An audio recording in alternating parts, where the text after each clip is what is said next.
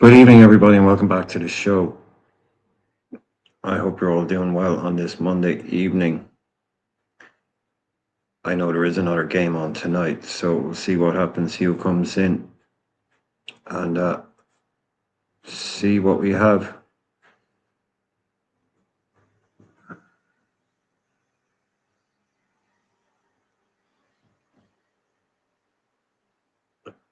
We'll see what we got. See what we got. Eric, James, Greenhands, Ollie, and then 700 comments from Russell. James, Boom Shanka is in, and James is in as well. Like I say, hope everybody is doing well.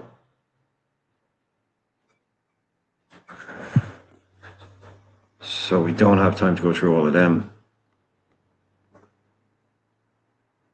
What we can do is we can have a little bit of a look at the news that's going around. Obviously, we've got a lot of talk now about City interest in Cody Gakpo, which I'd be very surprised about.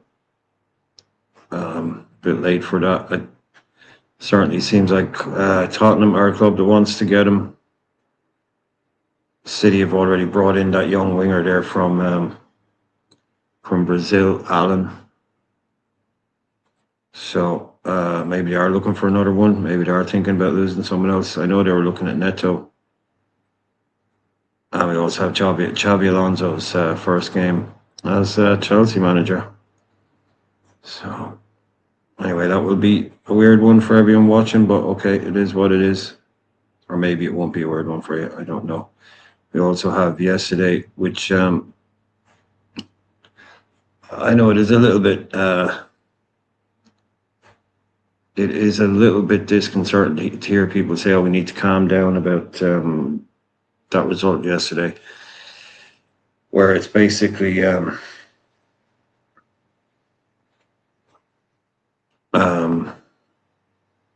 it's just reinforcing all the problems and the things that we've had. So things that it's funny now to see so many people in the media and all these pundits and people like that talking about how Liverpool need a midfielder, like it's some big, it's like it's just hit them like a bolt of lightning overnight, as if this seems to be a talking point now.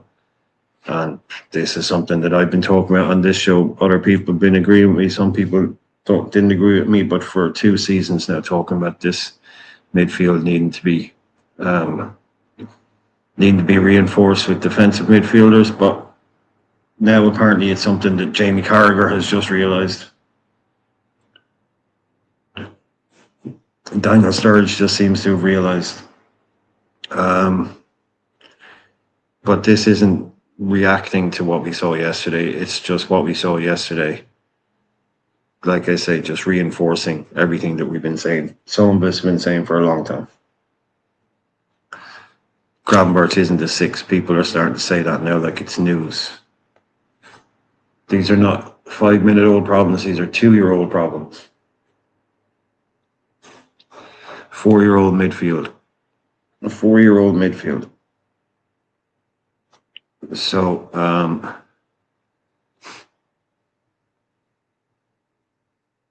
yeah, that's where we are again. So if anybody's saying we need to calm down about yesterday, I don't know what they're talking about. I don't know what they're talking about. No one's getting angry about yesterday. People are just saying, look, see what we've been saying, what we've been calling out for. So the wingers are one thing, that's all fine. Well, that was it, you see. That was it, James. A lot of people last year, like I said, a sinkhole could have opened up under Anfield and they would have blamed Arne Slot for it. Alisson could have let in 7 goals. They would have blamed Arne Slot for it. Alisson asked not to play for the club while we were in danger of not qualifying for the Champions League because he wanted to go to the World Cup. People blamed Arne Slot for that. Blamed Arne Slot for absolutely everything. We said, okay, fair enough. But a lot of these players are going to be under the microscope when Arne Slot is gone. Dom is still Dom, Grav is still Grav. Jones wasn't deemed good enough. He's gone. You know, you know, did Slot was one of Slot's last directives to tell the club to bring back Simicast as a replacement for Robbo. Was that something Slot did? Did Slot tell us not to go out and buy a right back even though two of them are broken? You know, did Slot say don't bother trying to get a defensive reinforcement and just get a guy on a loan? You know? Russell, knock it on the head, mate, will you? You're just being really boring now. You're just being really boring. You're even putting things in earlier saying I was told this and I was told that, and you were never nobody on here told you that.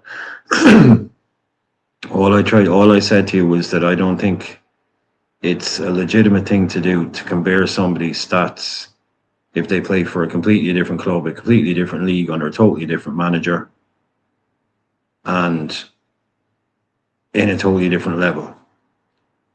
So, no, I told you the other day, just enjoy football once in a while. You don't have to try and win every single argument by just picking random stats for people. You're not, and like you're not even talking about stats half the time. I use stats to inform my opinion, mate. I don't use them to bore the shit out of everybody in every single conversation. Come on, man. No one told you to shut up and just watch people with no end product. You know, just sitting here quoting people's GA, it's just fucking boring after a while, man. I'm sorry, but it is. Shane is here. How are you? How's it going, Brian? I'm good. How you doing, man? Yeah, I'm okay. I'm not too bad. I'm not too bad. Like I say, just that game yesterday. It's people say, "Oh, you need to calm down. It's just first game of the season." It's got nothing to do with that. It's got absolutely nothing to do with that. It's just exposing the same things that we've had in this team for 3-4 years. Yep. Yeah, guess what? Cody Gakpo or Ryan Gravenberch is still Ryan Gravenberch, and Dominic Szoboszlai is still Dominic Szoboszlai. Doesn't matter who the coach. 100%, man. And as much as we have a better coach that's actually playing everyone in the right positions, the team still needs work. And the work doesn't just happen on the training pitch. We also need infrastructure. We need bodies. We need midfield body in. We need some defensive wingbacks. So we need some defensive fullbacks. Sorry, not wingbacks, because that's what we currently have. We need some defensive fullbacks. We need infrastructure. We need architecture. We need a team architecture. We need not even a squad overhaul. We just need some investment into the squad, and it's thin. And we need investment in crucial areas. We need IQ up front. There's a lot of things we need, even though we have a coach that's actually smart enough to play players in the correct position. So much has gone wrong. We've deteriorated.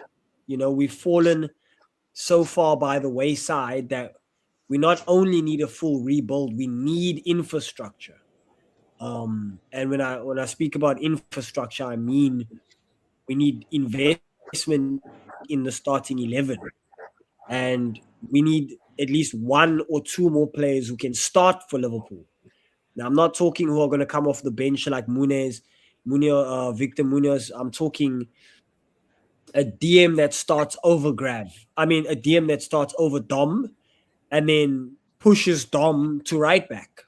You know what I'm saying? So we can improve in another position and potentially put a quality player or better quality player at right back, and then have a proper quality player in midfield who's got the IQ, as well as the legs, the youth, and the acumen to play in midfield. So we need infrastructure. And we can't keep going back to Slot now. We can't use Slot as a. I don't really get this comment. I don't want to pay too much mind to it, but hey man, let the rebuild begin. I'm quite patient. Like I said, I'm patient with the team. I'm patient with the manager and the club. We don't have a lot of time left, so now's not the time to be patient. We got 6 days left, so we need urgency. However, I can see that the road's going to be very long, Brian. If we expect the very next game to be 3 points, like we really need to calm down. And this Areola thing was always going to take time and was only going to peak during December, Jan. It was never, the plan was never for us to play the first half of the season and be sitting in the top three. Come Christmas time. The plan was never to be top three come Christmas. The plan was never to be in a title race come Christmas. The plan was always to use the first half of the season as a foundation. So may our fans be patient, even though it's quite painful to watch and painful to swallow. This is where that true support is built, and this is where we get to know the players that are playing in our squad.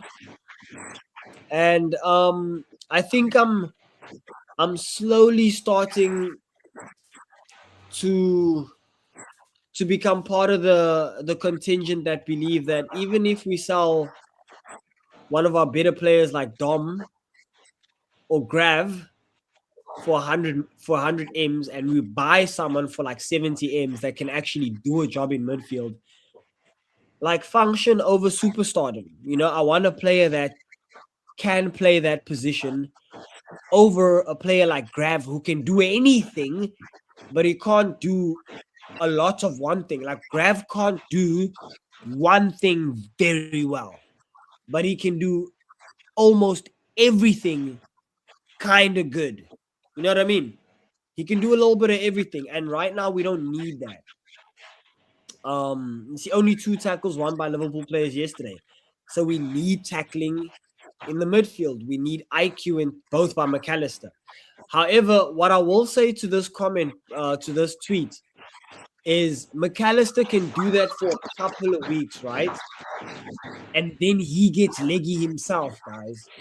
So McAllister can get stuck in, right? Like he came on in the second half, he was fresh and everything.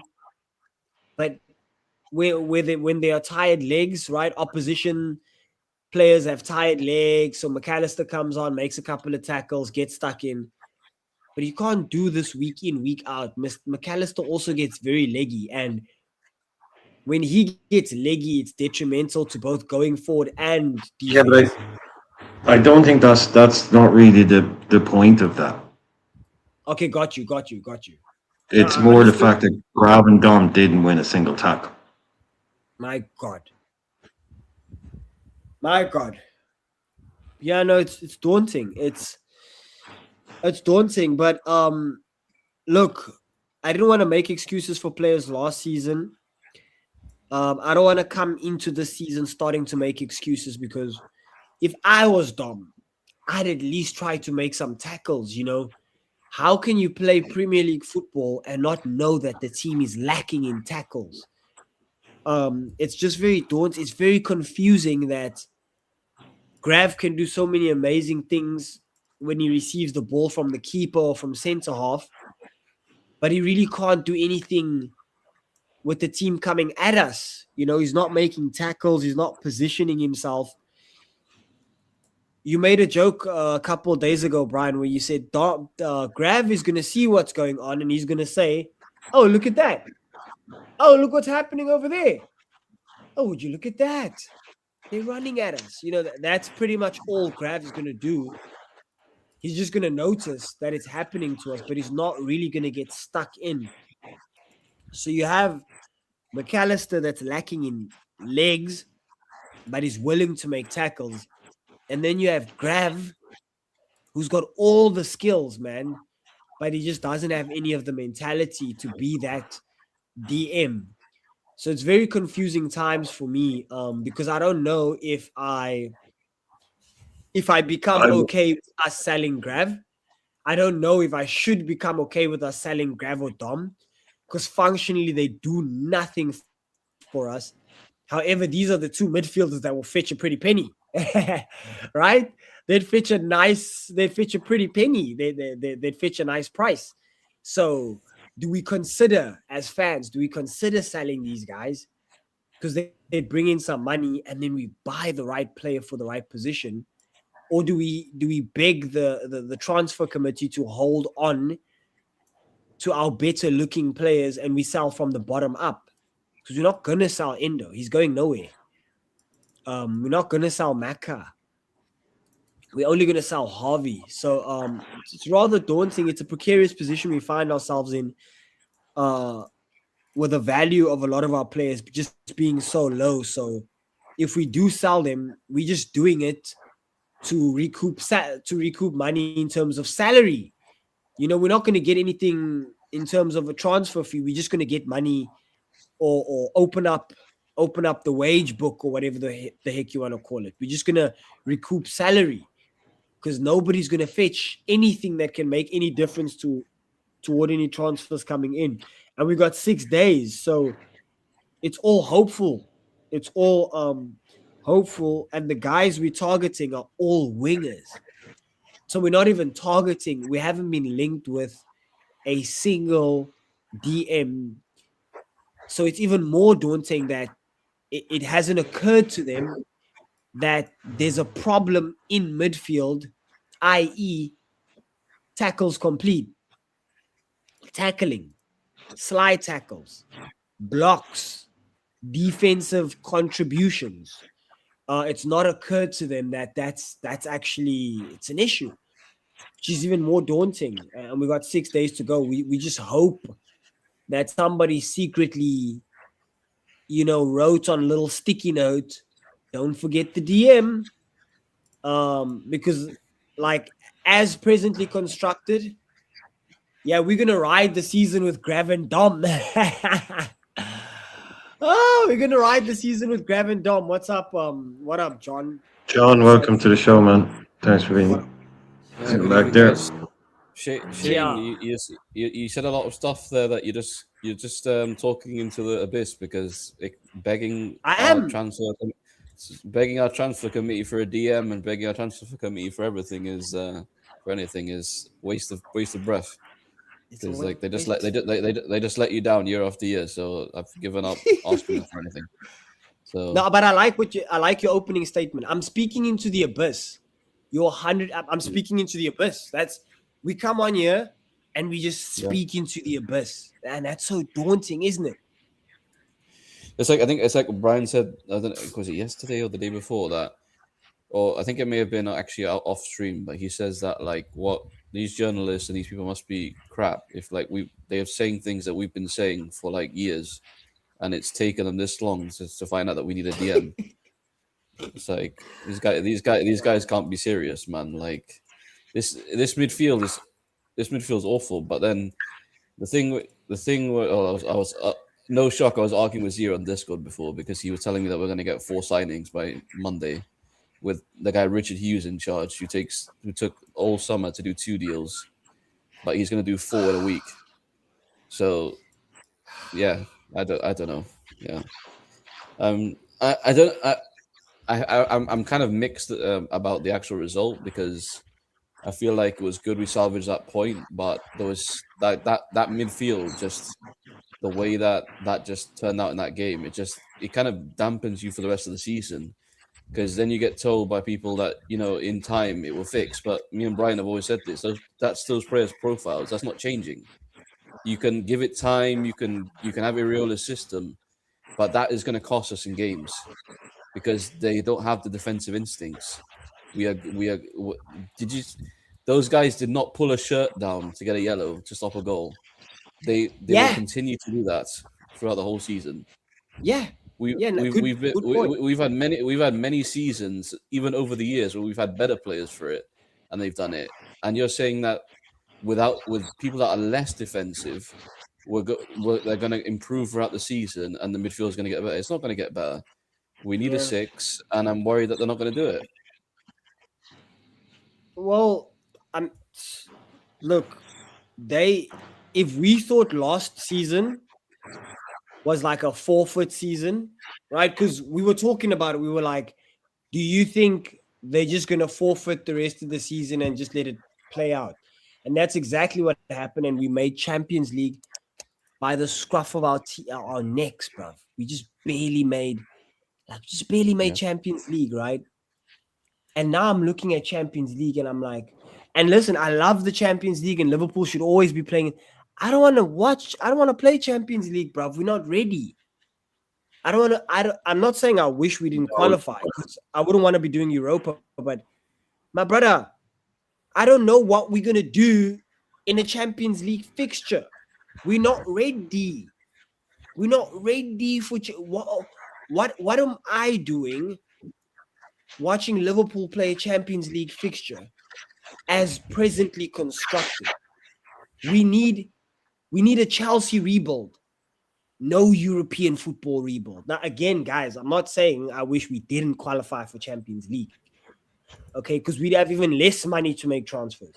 I'm just saying we can't possibly think that yet again we're gonna play on Tuesday nights and miracle juice will drag us through. We cannot possibly go into Champions League fixtures on miracle juice, on Liverpool alumni miracle juice, on miracle fever, on great European nights. Liverpool always show up on great. We can't do that again, guys. Yeah, we just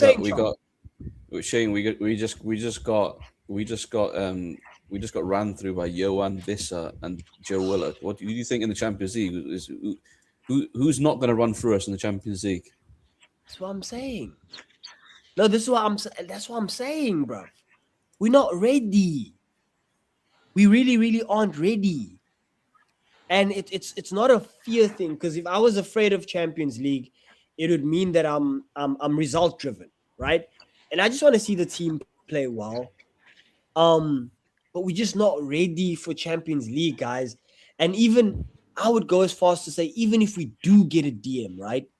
The way these guys are running around like headless chickens, there's no structure. You see that midfield shape? So the IQ in the shape, I'm going to send him to the right and I'm going to stay here. I'm going to send that guy up forward. I'm going to stay here. Me and him are going to hold this position. Even if they run around the right, we're going to wait for Frimpong or Kirkes to come back, and we're just going to hold the middle. There's so much experience in terms of IQ that even if we do get a DM, right, we're still going to be a little bit clumsy. So as presently constructed, with two guys, with two brothers that want to do flick-ons and concede goals with their attempts to go forward, but do absolutely nothing going back, it's really, really daunting. And I like these guys, They're really nice players to watch on the ball and stuff. Like, I like these guys, but guys like when Coutinho left and Genie, sorry, last one.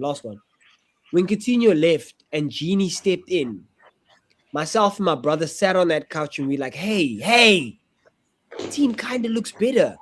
We know, like, we still hurt, right? A month in from losing Coutinho, but hey, team looks better, man. Something structure looks good. We look solid, man.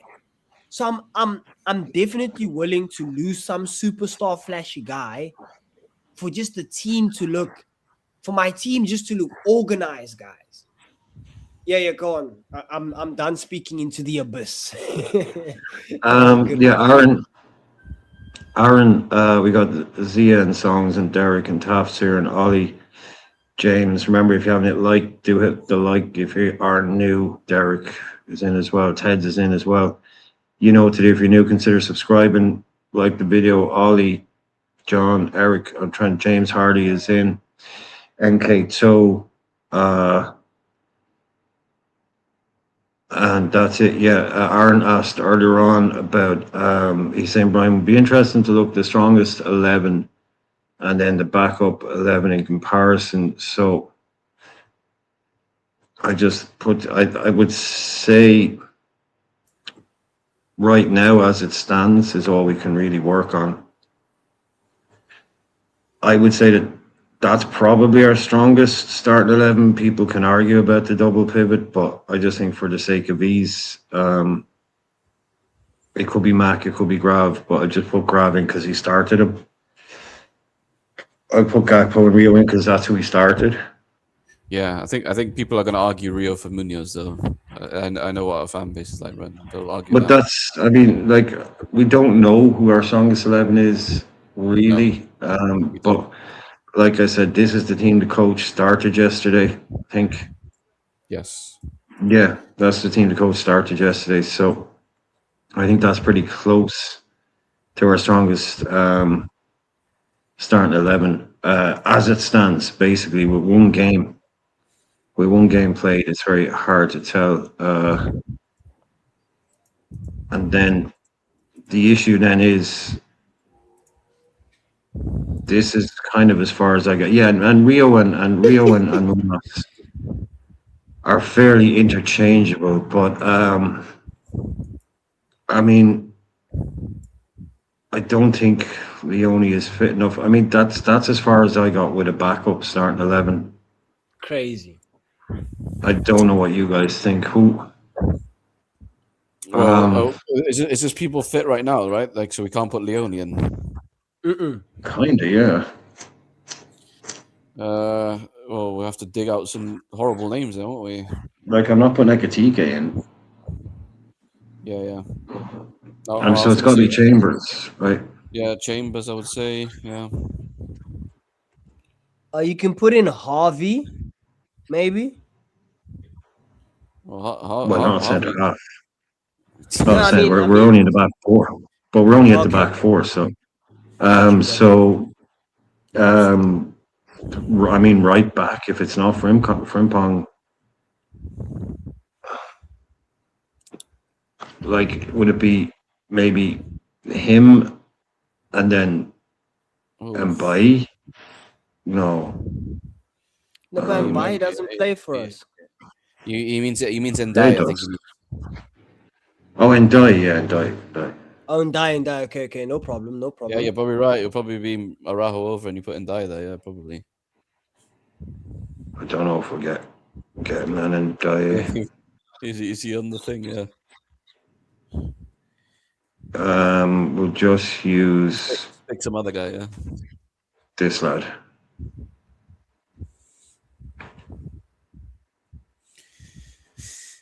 Oh, that's going to say Amat, and people aren't going to know who he is. Yeah, you're not gonna know. No, it's fine. We get what you're trying to do. Oh, can you rename it? No, you can't probably.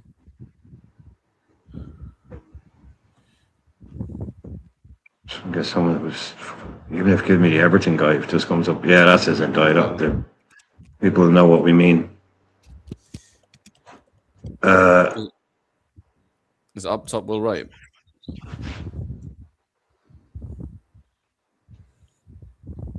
I mean, I would have maybe, if I could get a backup 10, I'd put Kumas up front. Yeah. Maybe you put Kumas up front, Elliot on the 10.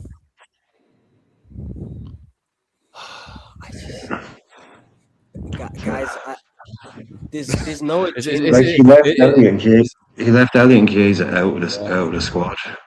That's why I was hesitant at first, Brian. Yeah. Maybe they're getting pushed out. Well, let's just make it easy and let's just assume Chiesa is only injured. Oh man, this stinks, man. What is this, man? Jeez. I suppose. Oh, what about Wataru? Wataru's still in our squad, ain't he? That's a good point. Yeah, but he's not starting over Mac or Leone. Is Shane going to say to put him at centre back? No, not a chance. No, yeah, but remember what we do now. We don't do what we think is best. These days, we do what we think the manager's going to do. And I'm telling you, he's going to put Endo over Ndai. No, but this is kind of... No, that's not really... You see, Aaron is asking what do we think our strongest starting 11 is and what do we think the backup 11 is. He's saying yeah. So he's not talking about the manager, what the manager would pick. Well, he's just putting what do we think is... Yeah, is the next 11. Yeah. And he was just saying it'd be interesting to compare them. I mean, That again, like I say, you could be Rio, could be Munoz, but I think it's basically this. Could be Mac, could be Grav. I don't know, but that's pretty much it. And then I think, yeah, like the drop off, Mac and Grav isn't, or Mac and Yoni isn't horrific. But yeah, Chiesa, Wright, Kumas, Chambers, Undai, these kind of people. It's it's pretty shocking. Um, I mean, that's you know, if you wanted to completely switch it up for the cups, like say you had an easy FA Cup round, Exeter at home, and you have freaking Real Madrid in the middle of the week, and you want to make a wholesale changes. That's the kind of team I'm trying to put together there. To be fair, the Carling Cup, the Carabao Cup, sorry, like I wouldn't be too mad with watching like Will Wright or like you said, Munoz or Rio, depending which one's playing, or Kumas, because they've shown a little bit of something. And like you said, McAllister is good enough to do something to those teams, and Trey. It's just like I'm honestly tired of those older ones, Brian, that just let us down again and again. I don't even want to see them in the second 11. Like you said, why is Simicast here? Why is Chiesa here? They shouldn't even be in this second 11. I'm just tired of them.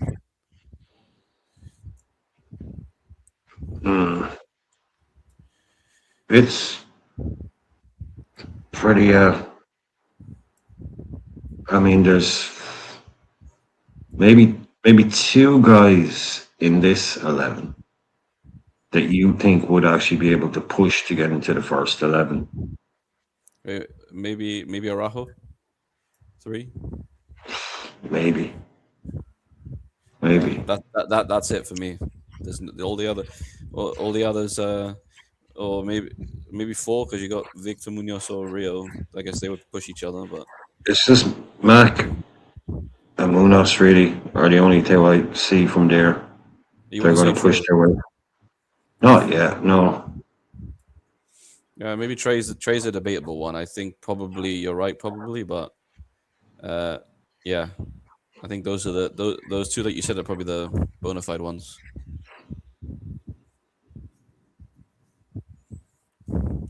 It's a shame though. Ekatike should be there, Brian, or Isak, or whoever's not in form. But unfortunately, he's not there. Well, the way it's going right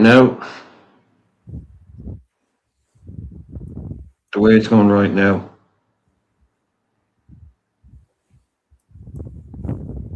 I just.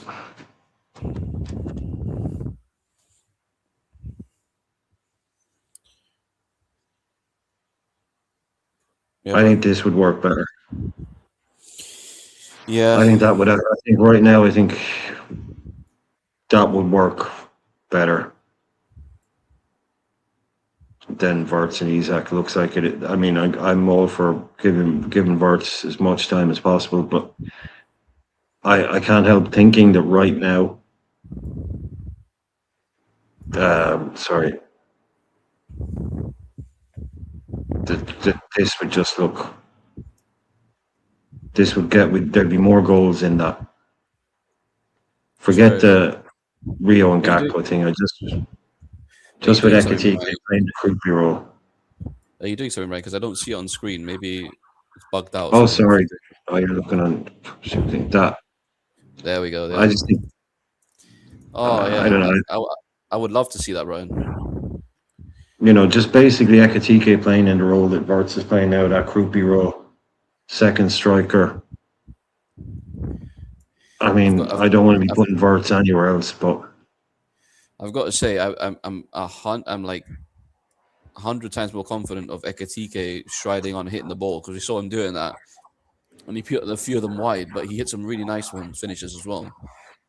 And just someone that can shoot that well from the 10, it just would be a real bonus. Yeah, I mean, I don't want to lose Florian, but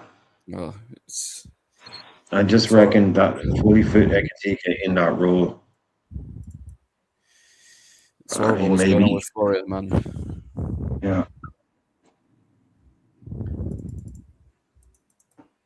I mean, and then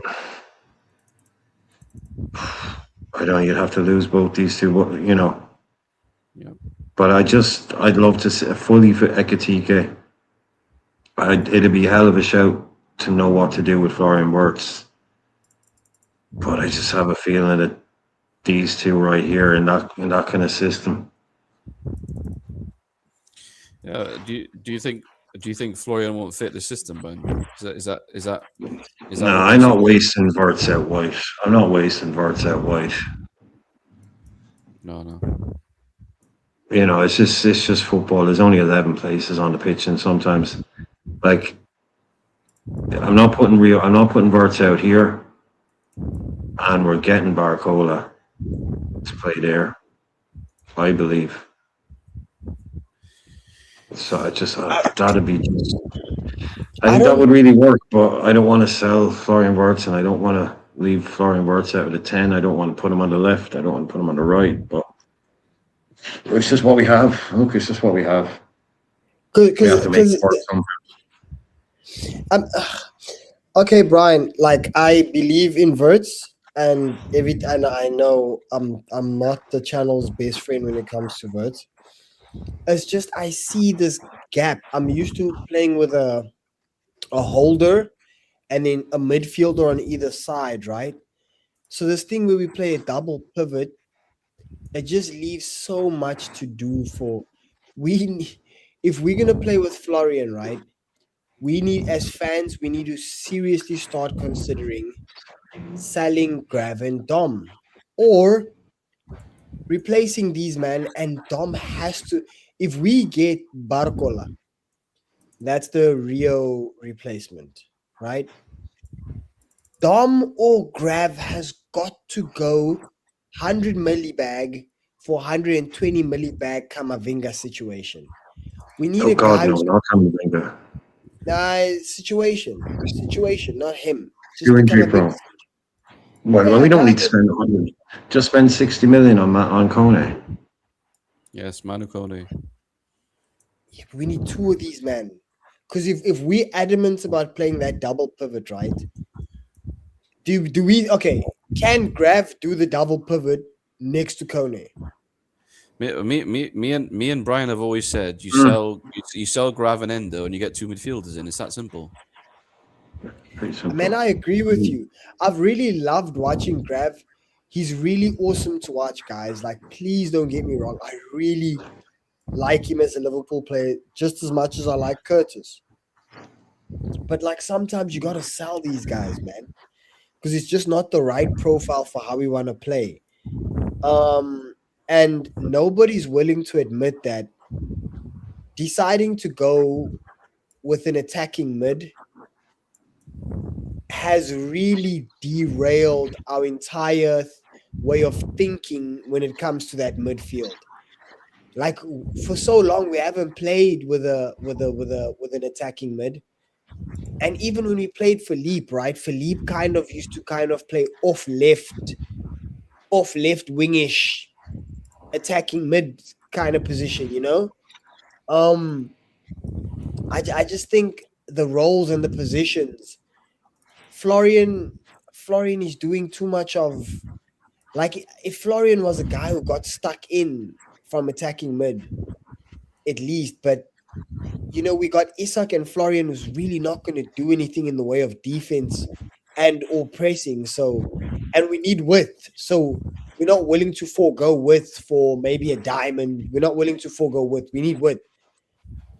So we really need to think long and hard about this midfield, man. Like we're gonna have to be okay with letting these guys go. I mean, Shane, I don't know if you've been asleep when you've been on here, but I've been calling for this guy to be sold for 2 years. I've been calling for this stuff to be going on for 18 months, 2 years. I've been saying this.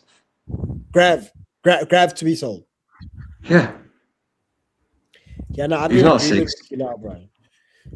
I mean, the problem is this is what this channel has been all about for 2 fucking years, is about changing this midfield, and that's why I'm so annoying to see all these quotes and these comments. Daniel Sturridge, like he's just discovered the atom. saying Liverpool need a number 6 today.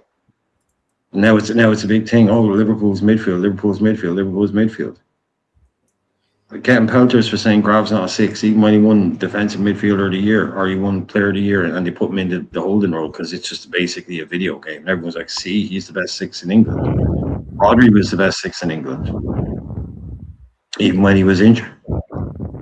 So this is not news to me. Dominic Szoboszlai cannot do a defensive job in the midfield. Gravenberch cannot do a defensive job in the midfield. Jones can't either, and we're asking them to do it, which is why they don't look right. It's not that they're bad players, it's we're asking them to do things that they're bad at. So you either put them in the roles or you bring it, like, you have someone like Manu Kone that can be a much more defensive number 8. He's someone he can get up and down. Don't worry, he's not this guy. He's not just going to sit there and do nothing all game. I don't know what that is. What is that? It's breathing. Shane is outside, I think, is he? No, it's not me. Someone's breathing into the mic. But I just wanted to say, boys, Miss Bernie. Yeah, I was gonna. Yeah, I will introduce the guests, Shane. I will introduce the guests. I was gonna say goodbye. And then she popped up. I was gonna say goodbye, Miss Bernie. Can I just say that's the best welcome I've ever had in my life? I try not to do that. I try my best not to do that. It slips out, Miss Bernie. It just comes out. Okay, Shane, so you keep doing what you're doing. I love it, honestly. Will do. I'm gonna be watching the Chelsea game with one of my mates. So I do have a guest over. Guys, I'll be listening in. Sorry that I don't get to share in the abyss today, but yeah, long may this depression continue. You've got to listen to a Chelsea fan now, so that's more of the abyss for you, Shane. So it's even more of the abyss. I gotta watch a Chelsea game and I gotta see these guys actually play football. So yeah, you've got to hear him wax lyrical about his dead players for imagine that's what I gotta sit through. Morgan Rogers, I read today that he was thinking, and we were thinking of getting him. Why not? Now you've got to watch him at Chelsea. I'm going to be doing that. So, guys, love, and I hope everybody is okay by the time we get to sleep, because it's just another day of Liverpool horror. Okay, cheers, everybody. Bye, Shane.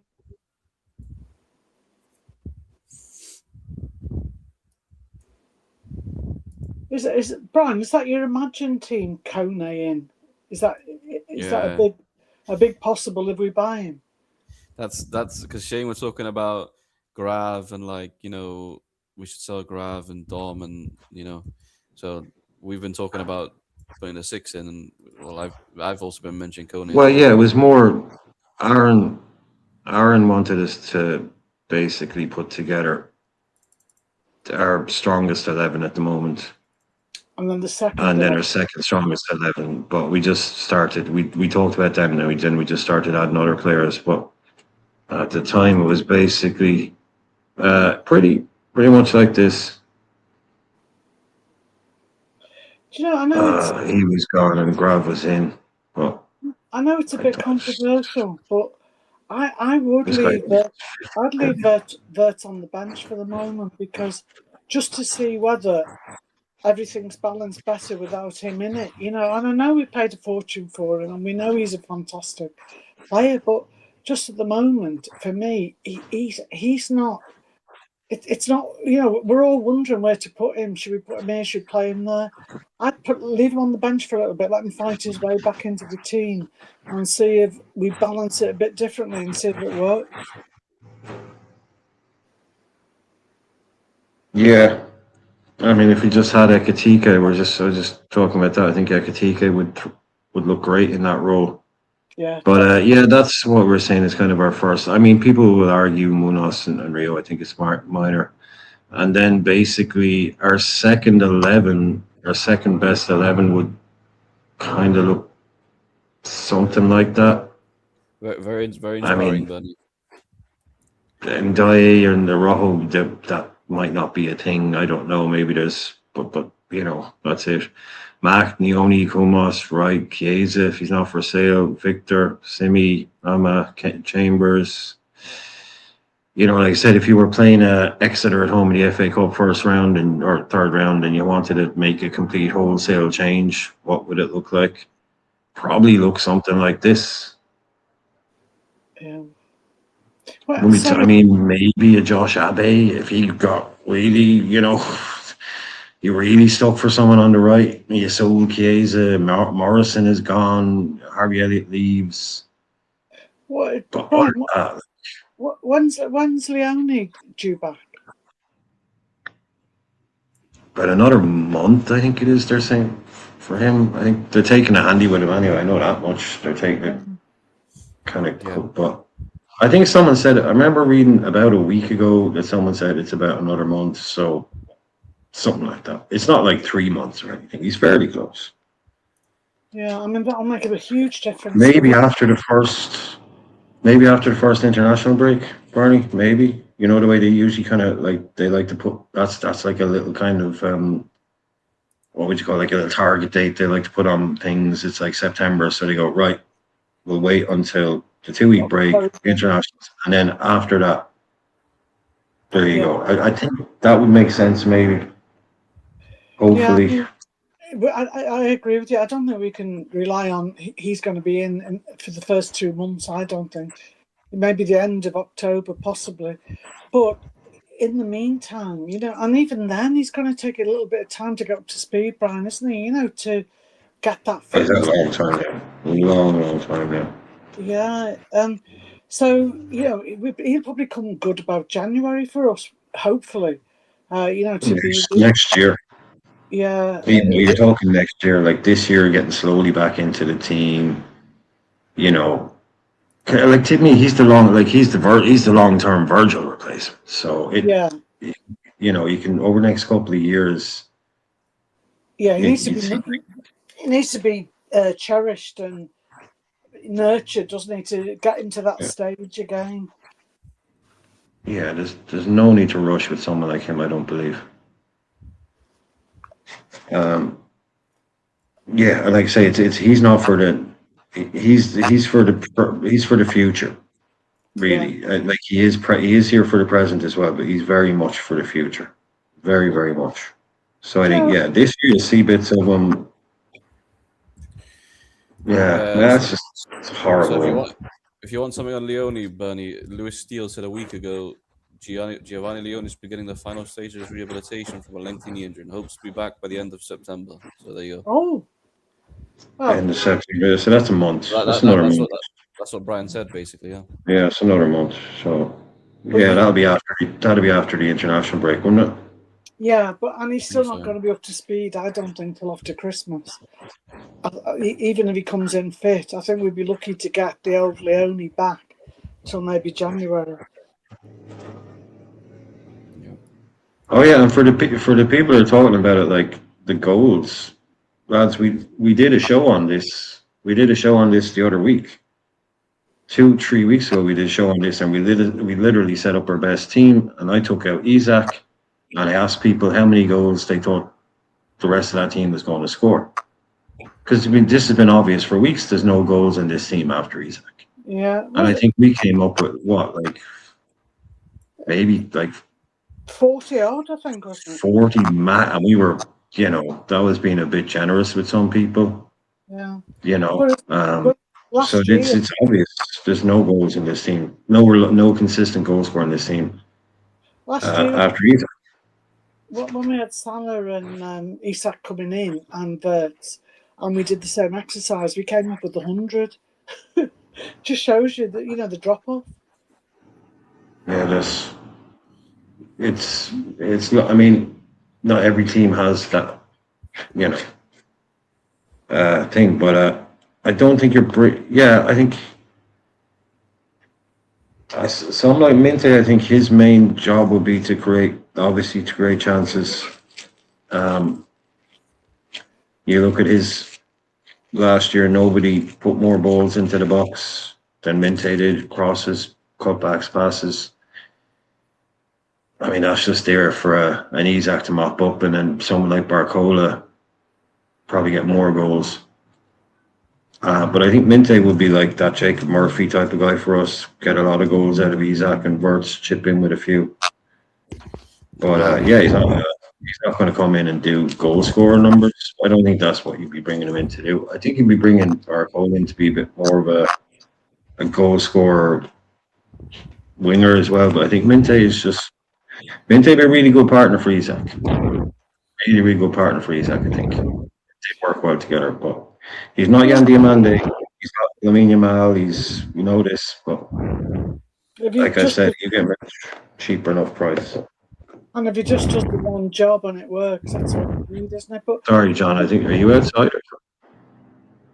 Sounds like wind noise. Sounds like wind noise on John's mic. I don't know if he's moving around. Or can I say something a bit controversial? I mean, from what we've been saying all year and last season as well about getting rid of Cody, I think unless we get Barcola, you know what I'm saying?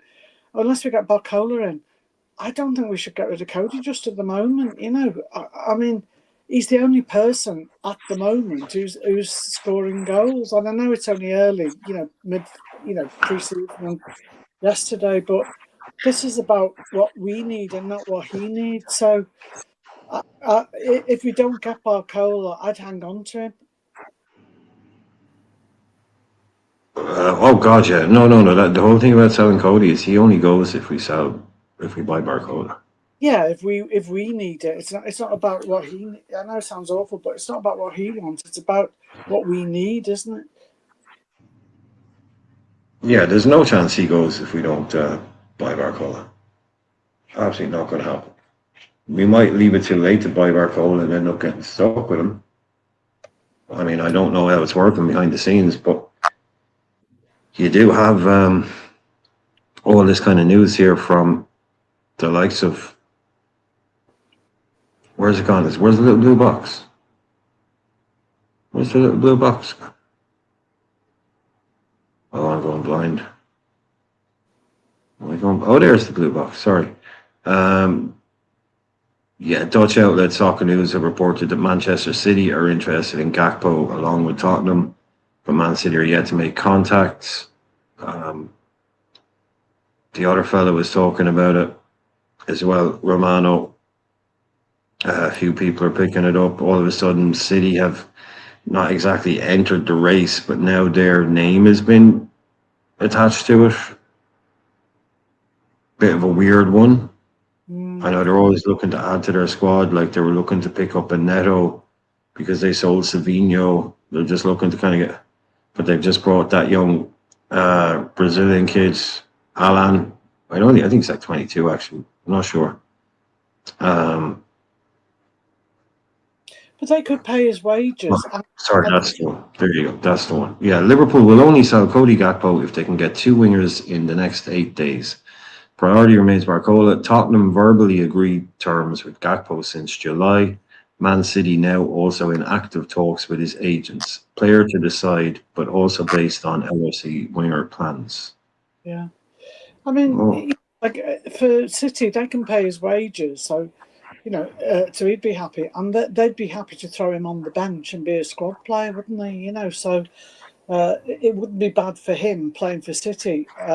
I'd say it probably suited more than playing for Spurs, unless he wants to be alongside Robbo and play there and think he's in the first team. Depends on what he's looking for, really, doesn't it? But for us, I don't get me wrong, I don't dislike the guy. I think he's a lovely person as a person. I just don't think he was fit for us to be going for all trophies. So, but on the other hand, if we can keep him even in until we get someone like Barcola in, then that's what we should do, I think.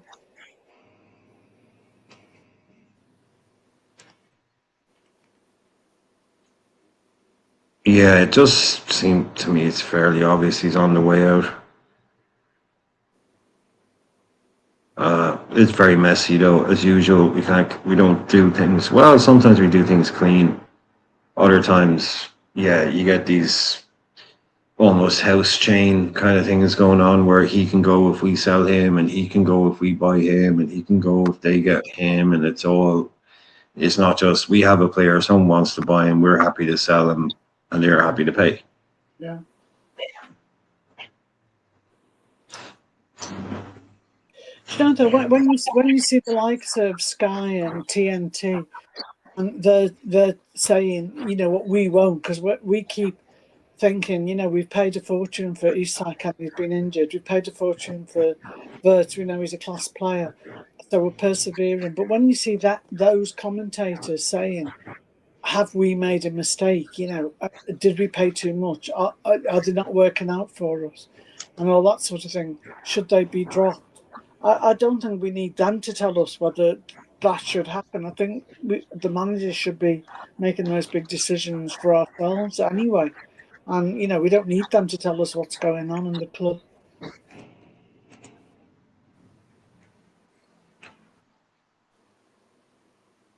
Yeah, in terms of greed, yeah, well, we're not going to sell them songs until we have a replacement, basically. It's good business on our part. We're not going to sell them until, I mean, if we'd gotten Barcola 4 weeks ago, Cody would be a Tottenham player. So I know this isn't one of those let's blame the club things. The club are doing the right thing here, you know. Just blame people. If you want to blame anyone, blame PSG for not agreeing to sell Barcola 2 weeks ago. Because we would have bought him, Cody would be at Tottenham now. It's just one of those things you can't get around. Can't get away. I'm not happy with the club for a lot of things, but I won't blame the club for that. That is, like I say, if Barcola had been sold to us, Cody wouldn't be here. Do you think, Brian, like, you know, like if you had it, just say that Ivan Toney or Jared Bowen were offered to us, like either on a loan or on a free, or, you know, sort of like, and their wages would be, not Ivan Toney, but Jared Bowen's would be less than Cody's. Who would you rather have out of this? You know, if you had a chance at one of those three, who would you take out of them? Jared Bowen, Ivan Toney, or Gakpo. Yeah, who would you take? Jeez, you could make a front trio. Like, put Gakpo off the left, Bowen off the right, Toney through the middle. Toney's just an out-and-out number 9. Can't play anywhere else. Bowen can play through the middle, can play off the right. I mean, as long as we're getting Barcola anyway, I suppose maybe I'd take Ivan Toney because we don't have a striker other than Isak. Yeah. But it wouldn't be. Ivan Toney, how long he's been out in Saudi now? Getting to his 30s. Yeah, that wouldn't be a fun party. No. I just like, yeah, you just think like, that's what I'm saying. I'm starting to reevaluate Cody for his worth just at the moment, because unless we get someone who we feel is going to smash it more and accept the same wages or less, and obviously the signing on fee and all the rest of it, then you start thinking, you know, should we be better holding on to him just for the moment and then see what's out there if we don't get anything really through in this window, and then look for the next window, maybe let him go at Christmas? Yeah, no, I mean, like I say, that's one of those things. He ain't going anywhere if we don't have a replacement. That it won't come to that at all, I don't believe. But his nose is put out a joint, whatever you want to put it. But it's, you know, it's the most obvious thing in the world. He plays on the left wing, and we're going all out to bring in a left winger. So he knows what the story is. So obviously he wants to, you know, he wants to be the main man somewhere. I suppose maybe at Tottenham, but I don't know. I think that's pretty obvious to me, you know. Do you know, the easy thing as well, you know, because I've done it, you know, as you know, is blame Hughes and all the rest of it. That's the easy thing, because I think he has let us down. But I'm just looking there. Ed was just saying Barcola isn't training with the first team until the end of the window. He'll be as unfit as same as he said last year. You would like to think that Hughes has got enough about him to not let that happen. Really, like to crunch the deal and get him in and get him training. That's the worst thing. That he comes in totally raw and the season's like so underway, and we've got to catch up. Yeah, he is. He is in training.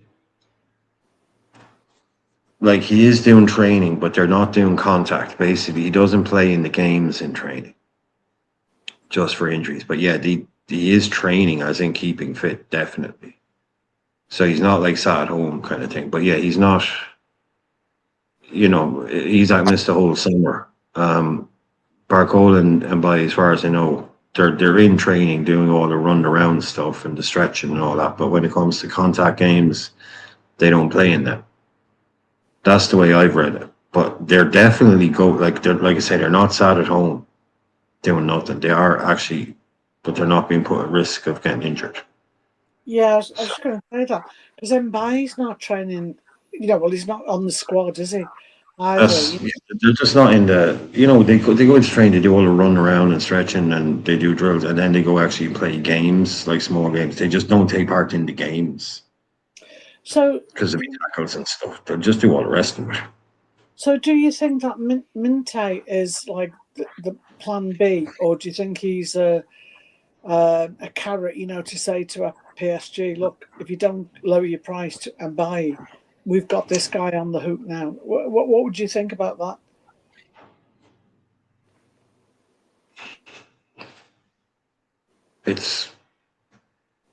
They've actually bid for Minteh, so it's not a joke. It's not a feint. It's not a smoke screen kind of thing.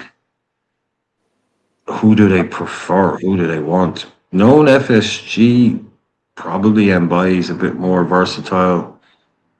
I reckon they're joint third and fourth. I think it was basically Diamande was the obvious first choice. Then Endrick seems to have been very strong. Yeah. Then Mbaye or Minteh as sort of joint third choice. And I think it might come down to a price thing, but if Minteh is going to cost 65, 70, it's really hard. I can't figure it out, but I don't have any kind of instinct in it that says, because the Mbaye kid, to me, I was surprised we're in for him. 18 years of age. He's not much older than some of our quote unquote, kids. Yeah. So it was okay, this guy's definitely one for the future, not someone you'd expect. You wouldn't want to kind of put the pressure on him to be able to come in and perform instantly as a first choice kind of guy. It's a young player with a lot of development to do. So there's another one. Minteh is more of a proven Premier League character now at this stage, but still only 22. But neither of them are Diamande. Neither of them are, an elite player. That's why I would my preferred choice was to do the Endrick on loan for a year and reassess the right winger market next summer, whilst also kind of secretly working on Endrick, seeing if he falls in love with the club. He will have been away from Real for 2 years. Maybe he wants to actually stay. Maybe there'd be a chance to get Endrick on a permanent then. Or maybe he just goes back to Real Madrid, and that's fine, but we get a great season out. But I'd rather look at this right winger market. I'd much rather look at it next summer than pay 70 million for Minteh or 65, 70 million for Mbai. It's rough. It's rough. They were all in on Diamande. They were it was him or bust, and you can kind of see why. Yeah. But do you know, I've got a feeling about that, Endrick, because I've just got a feeling in my water that he could be the the silent thing coming in the background. But is there a world, do you think, where they could buy, just say we don't get him, is there a world where they could buy both Mbaye and Minteh and put Mbaye into the unders, with the others ready to come through and play No, Minteh. no. If you sold Elliot, Chiesa, and Gakpo, you could then have room because Iraola has said he wants 5 wingers. So if you get rid of that, if you sell Chiesa and Elliot, which is very reasonable to do, and Gakpo, who looks like he's gone, that will give you Rio and Barcola on the left, Minte and Mbaye on the right, and Munoz as your fifth winger, and then Isak as your striker. So there's nothing wrong with doing that at all. There's plenty of room. As long as you sell Gakpo and Chiesa, you don't even have to really sell Harvey. But you'd have Barcola and Rio as your left-hand side, Minte and Mbaye as your right-hand side, and Munoz. And then over the space of the next couple of years, like I said, if Minte had been at that 50 million, he's someone who could have come in this year without the injury. But anyway, and been a starter for us, done a good job for us. But then after a year, 18 months, we might end up bringing someone else in. But Minte can play off the left as well, and he can then just become a kind of a squad player. He's not someone that, we spent 90 million on him, so he has to start. He's someone who could have come in, do a job, and then when, in a year's time, 18 months, he just can become a guy that's in the squad. Almost like a Shaqiri or something like that. Yeah. So, but that's what, but if you go out and spend 70 million on him, he does kind of become a little harder to just make him that squad guy, but needs must, and it's more about is this what we want? Is this the best solution? Maybe not, but we have to do something. And these aren't, Minteh isn't a horrible choice. Mbaye isn't it's not like getting a 33-year-old guy. It's not like buying another Chiesa or buying a 32-year-old guy from Saudi or something. These are good players. Yeah, the projects for the future, aren't they? Well, Minteh for now. They're fine. Mbaye. Yeah. Yeah, in a year's time, the market, I think, will look very, very different in terms of players that are out there. A couple of people come out and you might have a lot more options then. Maybe not a million more options, but someone like Ryan but in a year's time, people might be talking about Ryan saying, geez, remember when he was good last year and now he only has 2 goals all season or something. Yeah. So you got to be careful on it. But I just think Minteh is proven in what he can do, and he's done it against Premier League defences. And that is, he can get past his fullback and he can put crosses and cutbacks into the box on a high volume. And if you get him in the team, you keep him doing that, that will just create chances for Isak and Wirtz, and that will do this year. Yeah, I think that will do. And then next year, maybe there's a new Diamande or there's a new guy, and then we move Minteh to the squad role, the rotation role. But and also, Verge, anybody who's up there tall, who's in the box, if you've got someone like Minteh pinging them in, then your goals are obviously bound to come in better, aren't they? But I just think, you know what, Brian, I'm at the moment, I keep looking at things and reading things, and I just keep thinking, I don't know who's at fault, so I'm not looking for a blame game, but if you just took an overall of the club management at the moment and you just thought, we've paid huge wages to players and we've had big players in and we've had results with those big players. We've paid a lot for some players and got fantastic deals, and they've done well for us and they've got us to those cups and trophies and all the rest of it. But at the moment, I just think to myself, why can't we buy some of these up-and-coming players? Like somebody said the other day, we could go for Semenyo or Sangari or somebody else in a couple of years. When someone's bought them cheap and put the price up, why can't we go for more of these cheaper players and pay the wages, which will be cheap, a lot cheaper? And then if they're not, if we can only choose 1 or 2 out of them, and we've got potential good players, sell them for a profit, make some money out of them. Because at least we've got backup. If we wouldn't be at this stage now, we'd have backup instead. We haven't got a lot of money on the books for the players because the ones we paid a fortune for aren't doing the job. And that, so you're looking at your whole value of the squad and it's really reduced. So why not buy a few more young starlets in and take a chance on them? And then if we've got too many, make some money on them when you sell them. Nothing wrong with it. Nothing wrong with it, but people fall in love with players like they brought them home from the pound. They didn't go out and actually buy them. So you got to be. Football's pretty simple sometimes. It's just a defensive-minded midfielder. It's a guy that can create chances for Isak. Chances for Verts. Will work really hard. Won't let you down. All that kind of stuff. It's a fit right back. It's just a right back that's fit. We're not asking for a 50-goal a season striker. Just a right back who can do the job. Is available. Isn't Frimpong. Is actually a defender. Isn't broken. That's like I say. We're not asking for prime Crespo. We're asking for Maldini. Just a good right back. Just a really rock solid defensive player. Like doesn't have to start every game.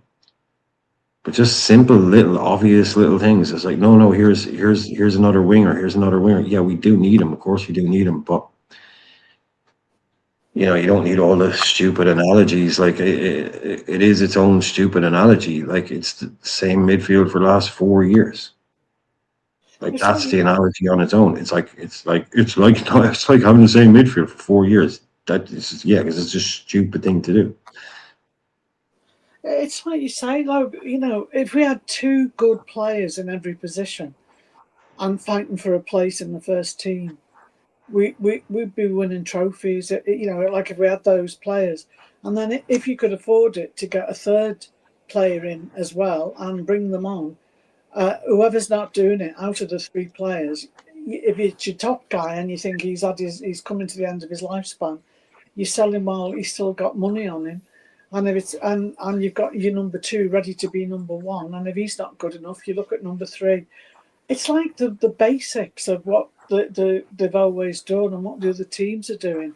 We've lost. We just seem to have thrown everything out with the baby with the bathwater.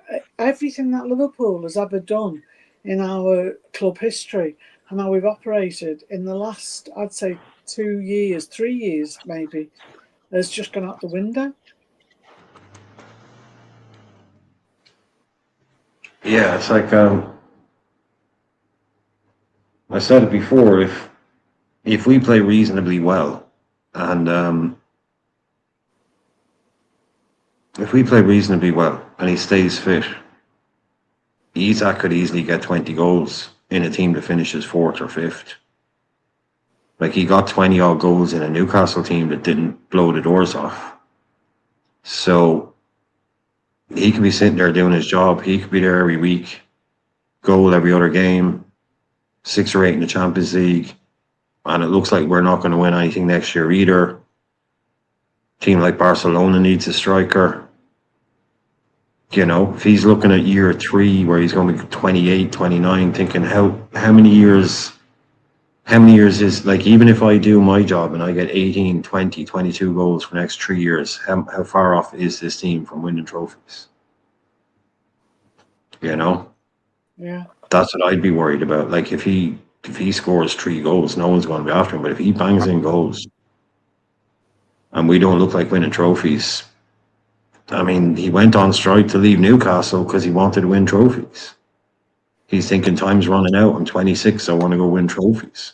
Liverpool just won the league. They're buying Verts. I want to go there. They're going to win trophies. Doesn't look like that now.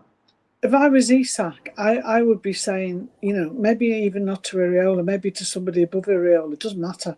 I'd be saying to somebody at the club, the way I played at Newcastle and I had those players flanking me, it was high-speed football.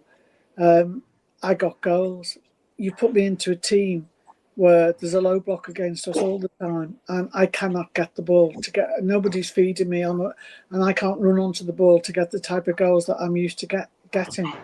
So, like, if you go out and get all the players we need in the team to create that sort of football, I'll score every week. That's what I do.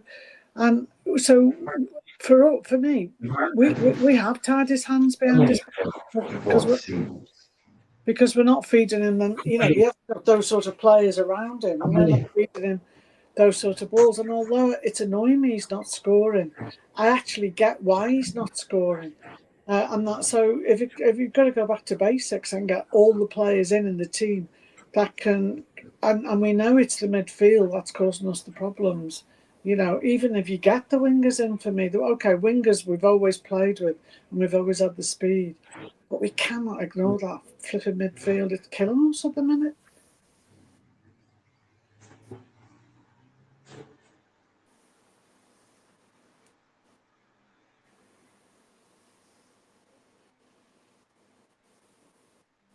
Am I talking to myself, Brian? Have you gone?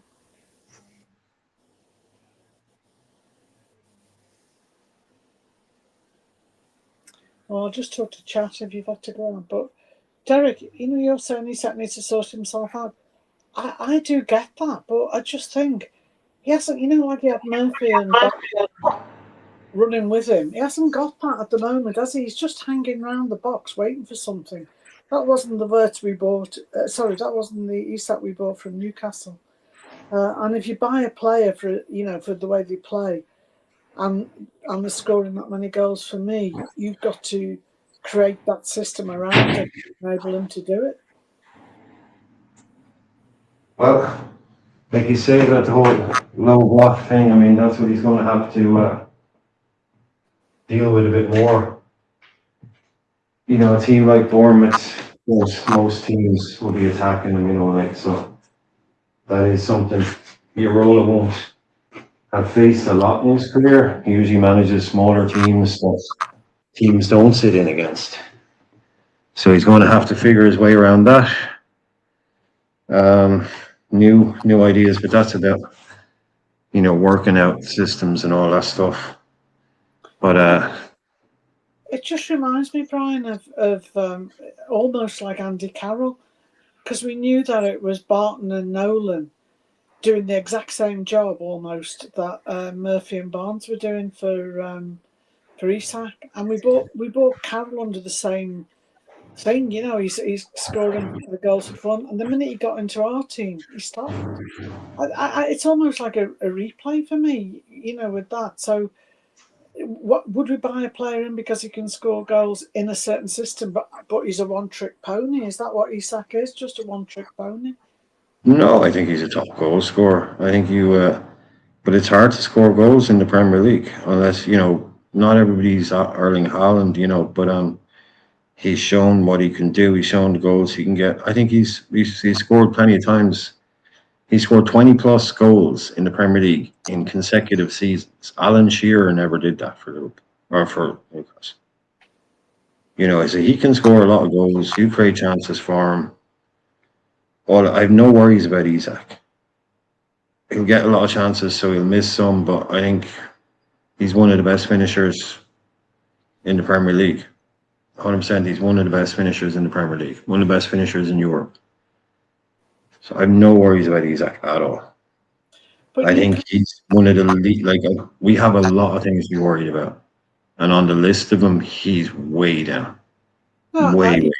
I agree. He can score goals, but he was playing in the counter-attacking squad in Newcastle. That was where he got his goals in, and we're not that counter-attacking squad, are we? We're like we're the high press squad and trying to bat the ball through. Yeah.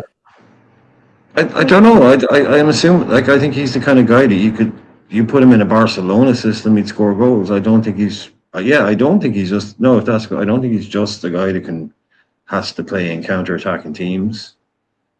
No, I just think he's just a natural born finisher. He's one of those guys. Give him the ball enough times, he's sticking in the back of the net. That's the way I think of it. Pretty simple for him. like I say, the odd bad touch and the odd bad miss, but show me a striker who doesn't, you know. I don't know. I think he'll get us, keep him fit. In this, even in a, like I say, even in a team that finishes 4th or 5th, he can get 20 goals. Don't doubt it at all. Yeah, I mean, if we had the wingers, then that it could be a whole different ball game, couldn't it? You know, like because he's got the speed and he's got, to match him, and he's the balls are going to him, and then it's a different ball game. At the moment, he's not getting that service. Oh, sorry, John. Sorry, I missed John's comment. Oh, okay. Oh, sorry, John. No, you can just mute when you're not talking. That's well, anyway. He's gone, but anyway. Sorry. I missed John left because that was his fan that was making all that noise or something. Electric fan, not Not his gangs of teenagers outside the door with his autograph.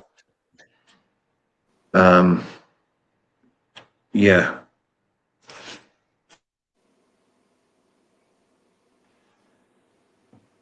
Yeah, no, I think he will. I think look, he'll be. Like I said, I think the problem won't be him scoring goals. I think the problem might be keeping a hold of him if we're not winning trophies.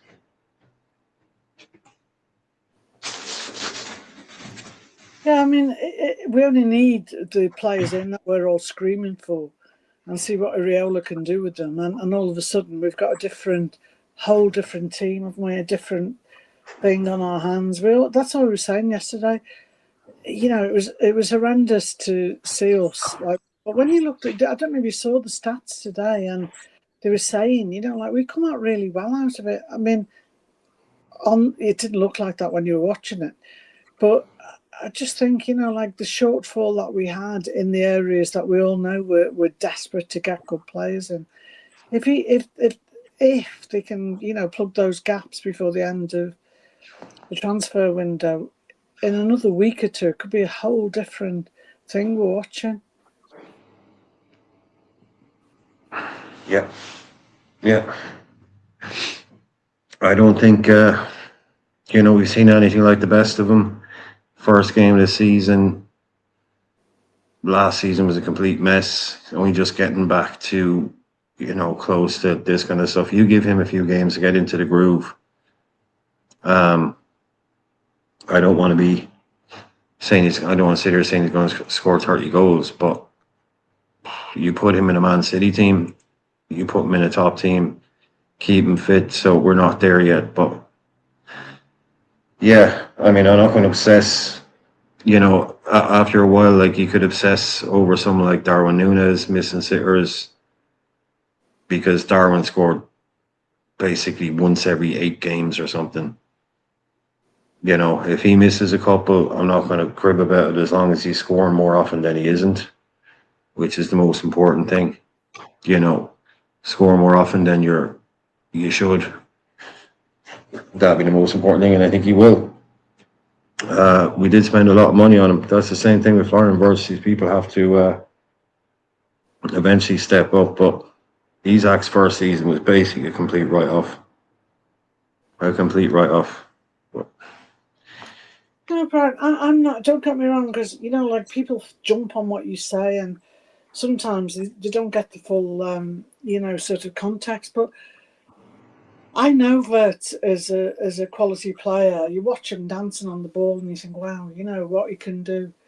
But he's not finding his place with us at the moment. There's weaknesses in his play. We know that, and I am starting to wonder, like.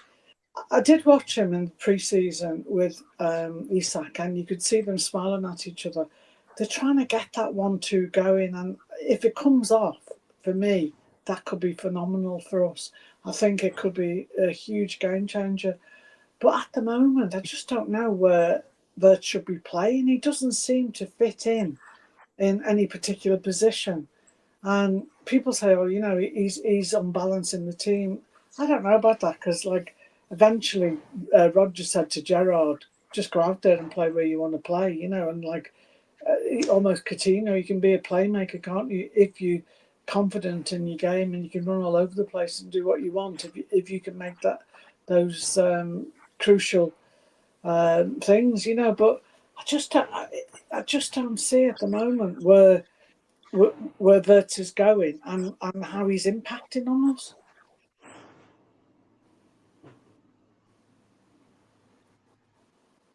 Yeah, I think it's a big issue. It's a big issue because, again, football is pretty simple. And when you bring in one of the most creative number 10s in world football and one of the best strikers in world football, the plan is pretty clear. Create goals and score goals. Like I said, football is pretty simple like that. You bring in Wirtz to create and you bring in Isak to finish. And last year, yeah, pretty much a write-off. So yeah, it's got to start clicking. It's got to start happening soon, or we're going to have to start thinking about different things. But it's like I said, you brought in basically one of the most creative players, one of the best players I've seen in a long time in that role. Aren't many of them around. The Wirtzes, the tricky number 10s, not many of them. And then Isak, like I said, just a proven Premier League goal machine. 40 odd goals in 44, 46 in 2 seasons just in the Premier League. So yeah, no problem there. Yeah, you put him. They would have told, like, yeah, it's pretty simple. Obviously didn't work with Arnie.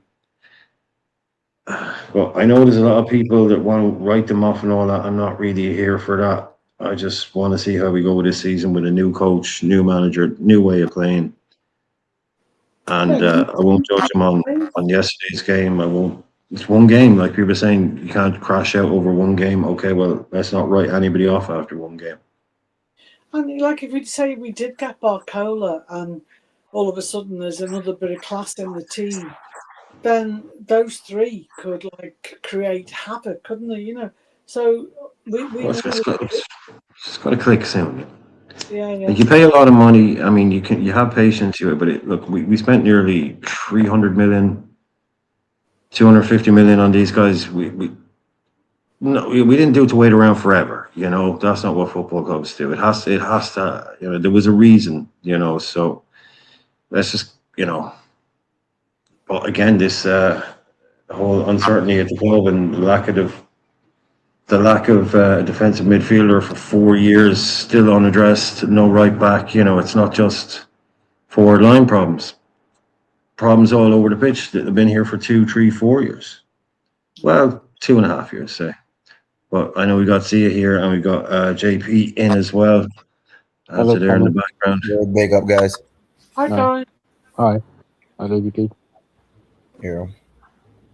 I mean, like, listening to you and Bernie, Brian,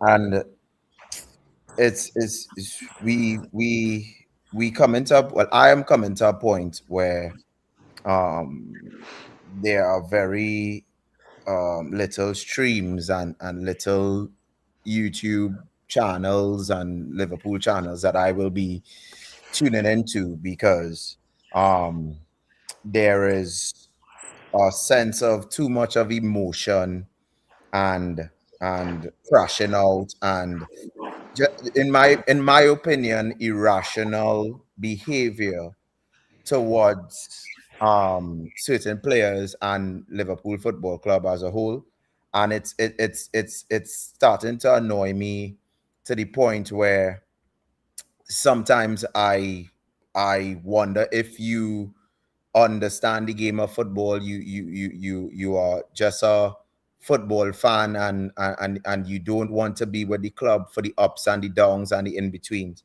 because that's the beauty of football. The beauty of football is that eventually or not every season you will be successful because there are so many quality top teams around and there is one trophy. There are 4 trophies up for grabs and about 60 something quality teams fighting for these trophies. So it's very difficult to have winning trophies every season and that kind of stuff and thing if you do have the proper structure. So for me, this season is a revamp, a patching of the disaster of last season, right? We haven't got all the pieces together just yet. So Iriola is going to need some time. The board will, I just hope it's 8 days, I think, for the transfer window. I hope that we could get some fresh legs in, especially in the areas that we need to strengthen in. It's obvious. I'm not going to come on here and say we need this. Everybody knows what Liverpool needs, and we just have to wait and see and hope that we get those transfers in to make this side click and to move forward. Because what Bernie was saying, and I was watching preseason as well, and I didn't see what we were trying in preseason. I didn't see it in the game against Newcastle because in preseason I saw fast 1-2s, pass and move, and then it came back yesterday where Gakpo holding on the ball too long sometimes, Wirtz holding on the ball too long sometimes, Szoboszlai, and I wasn't seeing that kind of fluid 1-2s and thing that I was seeing in preseason. But what I would say is that I have total confidence in the quality that we have on the pitch. I have confidence in the manager. And once this Liverpool team starts to click, everything, if not this season, like how Klopp came in and he stabled the ship, and then in the previous second and third season, we started to get back to dominate, I could see something similar with this manager. But it will take time. There is no doubt about it that we as Liverpool, we were spoiled. I say we as Liverpool, we are spoiled fans. We are accustomed to winning. We expect to win every time. And I think that's the reason for some of these fans crashing out and losing their minds, because they want to be in a title challenge every year. And me too as well. But where the delusion and the emotional side comes in for me is that I am aware that Arsenal is currently stronger than this Liverpool team. City just went out to buy a defensive midfielder, so they are going to be stronger than us if we don't buy. So I'm not naive to the fact that there are other top teams in the league, and not because I back Liverpool, I'm going to neglect them and expect to be better than them, especially if we're not making transfers and stuff to do that. So just like Brian said, if Barcola comes in, we got central defensive midfielder, we get some new faces in, then yes, obviously, I will expect Liverpool to make a title challenge. But as it stands right now, a couple of injuries away from a crisis, right? And that is not a squad. That is not a squad built to win a league. That's not a squad built to go deep in a Champions League. So at the end of the day, me personally, I'm taking this season with stride. I believe Wirtz, Isaac, the team will click, and you just have to take it in stride, especially if the board not making any moves to bring in players. Cool. Yeah. I mean,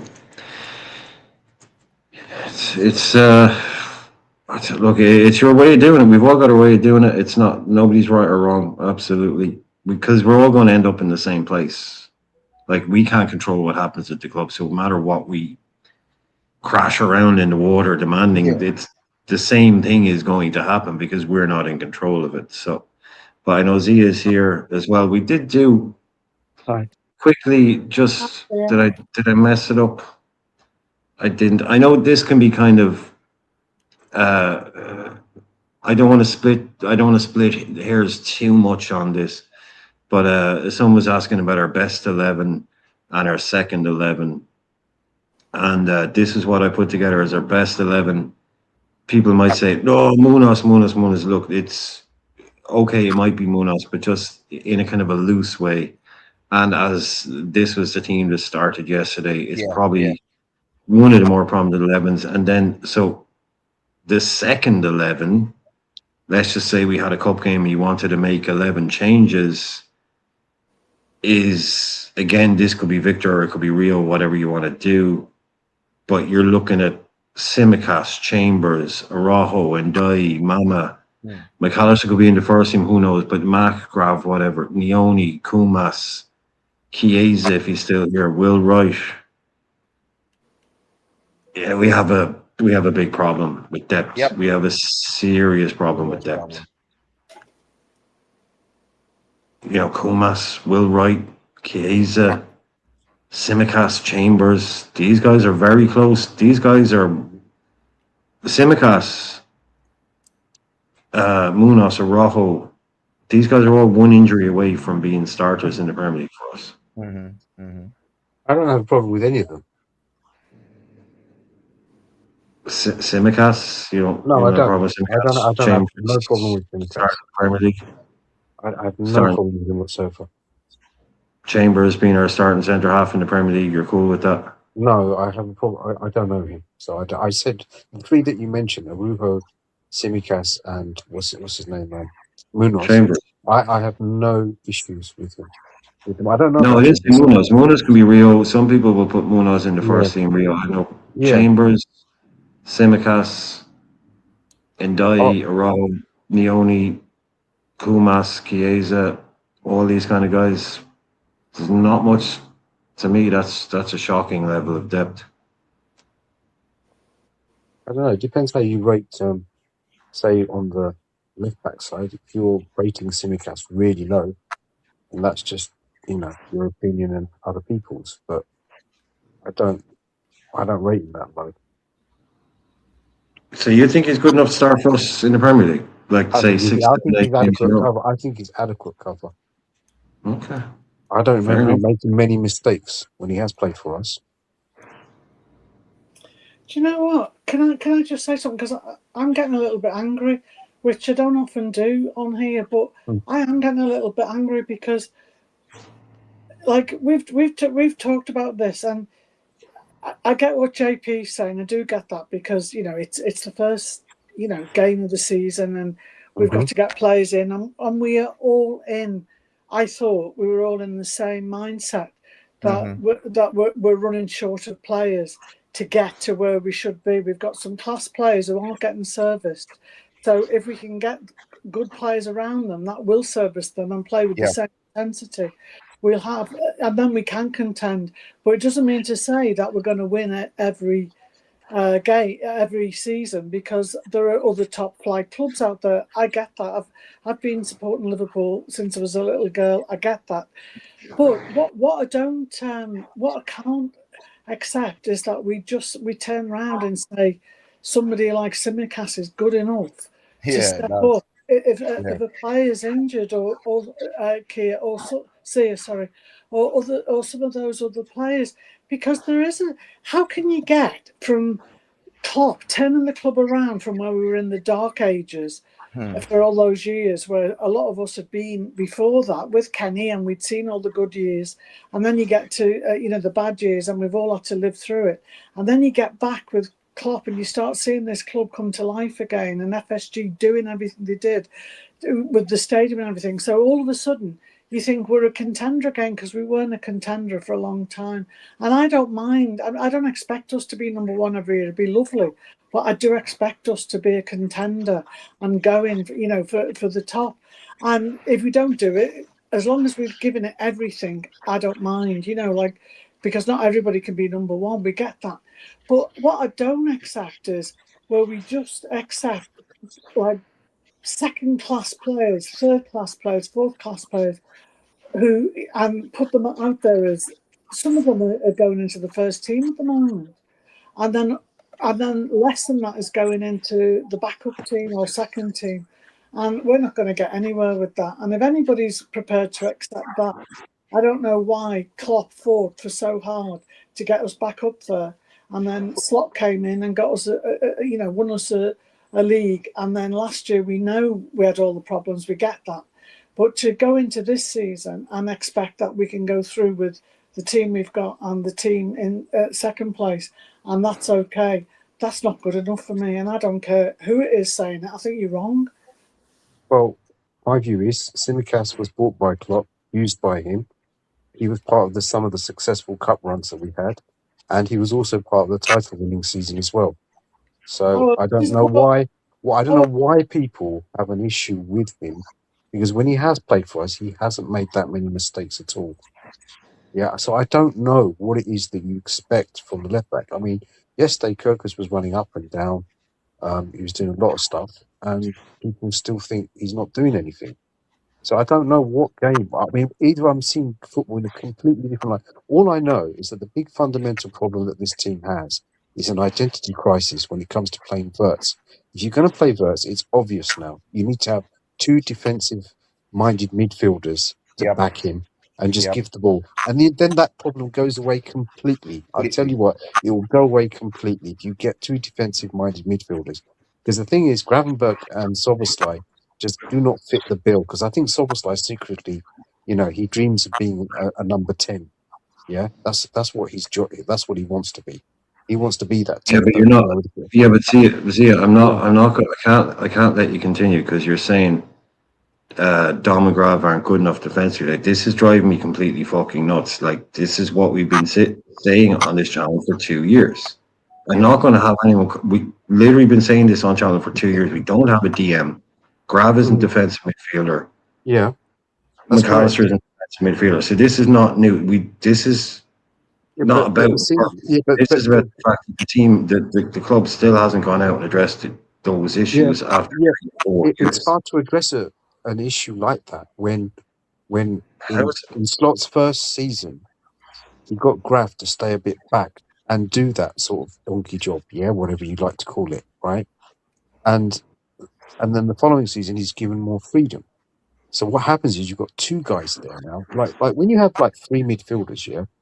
If all the three of them won't actually go charging up like nutcases, yeah, in the attacking areas, at least one of them Yeah. will take responsibility. But when you've got two, they can always look at, Yeah, oh, I it thought ain't you were going working. to We be know there. it's not working. Yeah, we Yeah, know that exactly. doesn't Yeah, work. yeah, yeah. This is news from 4 years. This is news from 3 years ago. I know. But what I'm trying to, because remember when Klopp signed Endo, that And video it came. doesn't take. But see, I'm going to disagree with you. Look, Yeah, it doesn't take two. Where's the other one? Where's the other line now? Right? It doesn't take two. Look, Verts is basically a second striker in this system. Dom is going to be Dom. It just needs for this guy in the Gravenberch role, not to be some guy that sits in here. We don't do that. He has to be an 8 as well. But he just has to be a defensive-minded player. Yeah. That's all it takes. You don't need two defensive-minded players to just sit here like this. That's not what is going to happen, right? It's going to be this. It's a vertical stack pivot. Okay, that's what they're calling it. It's a vertical stack pivot. It's not two guys sitting in. One is supposed to go and the other is supposed to sit in. They're not doing that right. It's not one sits and the other goes. They can both go, right? Vertically stacked and whoever's in, but neither of them can do the correct jobs in either of those positions. So that's a different story. But all it needs is Dominic's going to play. So it just needs someone here that isn't Grav, that's Manu Kone.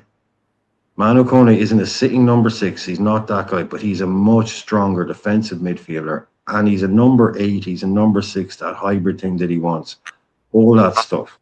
So it doesn't have to be two guys sitting here allowing him, because Verts is not dropping in to receive from them. He is staying high and staying close to Isaac, playing the Krupi role as a second striker. He's not a no, number 10.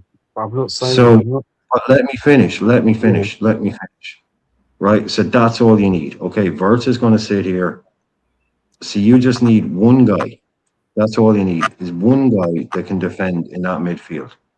Right? Get rid of fucking ads. Right? Just one guy that can sit in there. Verts can stay high. And Dom is able to do what he's going to do. It only takes one player in this role here. It doesn't take anything more. I It think only Verts costs needs about to. 50 million quid. That's all. He doesn't need two minders. Yeah. And this is not a guy that's going to cost 100. This is not a transfer we could have done. Sangari went to freaking Brentford first. Oh, it takes a while for people. And Sangari came in and bossed against Spurs in his first game of the Premier League. Someone we've been banging on table. Just go and get this guy. He's sitting there. He doesn't have to start every game. Just get him in the bloody squad. Only going to cost about 40 million quid. Yeah. He's not Adam Morton. He's not fucking Elliot Anderson. He's not Tonali. Yeah. He's bloody 40 million quid. He's Munoz money. Go out there, bang, stick him in the bloody squad. Doesn't have to be your marquee sign and build a team around him. We don't have anybody like him. You move Endo. It's a 22-year-old Endo, but Endo can actually control the game. He can do the defensive stuff, but he can also impact the game, pass the ball. The guy got 2 bloody assists, for God's sake. He got an assist and then he hit a shot and the keeper saved it and the guy made the follow. That's their bloody defensive midfielder. This guy can get involved. That's what we're talking about. It's a defensive 8. Sangari was getting up and down, but he was able to defend this space screen. He understood what to do if this guy was gone. He understood. I mean, he's got that defensive instinct. So that's all we need is just one bloody player. We're not saying it will solve all our problems, but it will just give us so many better options. Give us just some kind of solidity. Just something. It's not difficult. We're not asking for prime Ronaldo. It's just a bloody defensive-minded number 8, and we're acting like those are. But we're acting like these are some kind of world's rarest footballer or something. We're not saying that. We're just not. No, the club is. No, the club is. The club is out there acting like you. Oh, Jesus, couldn't possibly find one of them. You know, it's Saicedo or nothing, or it's the best or nothing. Let's get a rock solid fucking squad player that can play 60-70% of the games. And sort of hypothetically, we had to crawl over broken glass to get this club back up to be contenders in anything, because we've been out in the dark years for a long time. But who's coming in for Tsimikas? Who came in for Endo? Who's coming in for Harvey Elliott? Nobody, because if they're not good enough for the bottom of this league, they're certainly not good enough for us. And yet, for some reason, we've got people defending them and think, the great players. They're not great players. Yep. We have to move them on, and we have to bring in talent who can play better than them. That's all it needs. Somebody can play better than them and show us how good they can be, and there's an improvement year after year. Because and Brian, Bernie, and Z, I kind of hearing what you're saying a little bit too, but like what my problem is, Z, is that you would come on here and say Tsimikas is, you have no problem with Tsimikas, but then Wirtz or Isaac not good enough. And I didn't say that. No, I know. I'm not saying you. I'm not saying you. I'm saying like there are people. What I'm saying is, no, I said that to resolve this problem with the midfield, you can't. I don't think that these 2 guys that we've got, Gravenberch and all agree. We all know this. Yeah, we know this. But this is canon. This is canon. This is written in law. Exactly. This is not work for us. Z, just sorry to cut you there, because as I said before, that's why I started off with my little speech, because I was away from the YouTube scene for a while, on vacation, and you just needed, after a bad season like that. Not that Liverpool is my life, but like you kind of. I've been listening to streams. I've been just not coming on, and now that vacation is over and stuff, you're coming back on and giving you a little 2 cents with the season starting. And for me, that's why I'm saying, I am limiting my streams that I'm going on to, and it's only I want to talk to sensible Liverpool fans. And just like Brian said, because Brian and Bernie and myself, we said this for time, and I was saying that all we need is Szoboszlai and Gravenberch as a rotation, as depth, right? So you have a 6, you get 1 6. And then one of Gravenberch and Szoboszlai is started, right? They are not starting together. So you have a 6, you have either Gravenberch or Szoboszlai starting, one of them on the bench, so it gives you depth as well. And then you have Wirtz in the 10, right? So I would prefer, because Gravenberch is a little better defensively, because he could intercept the ball well. I would prefer having Gravenberch be that up and down 8. You have a 6, and then you have Wirtz as the 10, and then you have Szoboszlai to rotate with Wirtz and Gravenberch, because Szoboszlai can play the 10 and the say for those who would say, well, Szoboszlai can't play the 10, he did it. Just I will take you back to the Man City game when he run his socks off in our away game. So where you would put Szoboszlai in the 10 is when we were going for the title with Slot first season, and he had an excellent game in that because we were away from home, and he gave good industry. He was running up and he was running back to help the team defensively, and he had a man of the match performance in that game. So in a game like that, I would start Szoboszlai in the 10 to protect and stuff and thing going forward, right? But what we trying to explain here, and I understand where Bernie and Brian is coming from, is that it's simple, and why it is the club not seeing what we seeing. And that is my major issue. That's our major issue, because all we need is just a seasoned Premier League player. And to have so if somebody's saying, give me Harvey Elliott and Timmy Cass and stuff, I don't want to hear you saying we going for honors, because these guys are not good enough, right? And I want to go for honors as much as I could bear with my team in the ugly patches and stuff. I could say, all right, well, we're not going in the transfer market. We do our quality players, so I'm not going to be naive and think we're going to win a league with Timmy Cass and stuff. And think, because when Timmy Cass won the league and stuff with us, he had a big part. When Robertson was injured, he wasn't vital in certain things, right? He just, when he got his chance, he did the job. But what we're trying to say is that this day and age, Chiesa, Timmy Cass, Elliott, these guys are not good enough if we want to win major trophies now.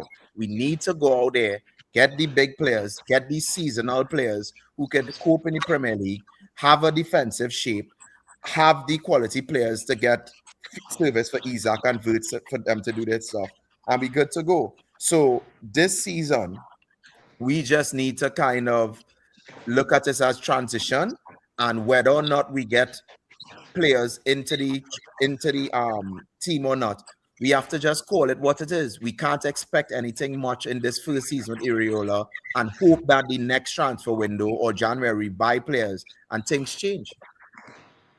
Sorry, I totally disagree with that end point. If we get those two wingers, I expect to win something. We spent 300 million on those two players up front.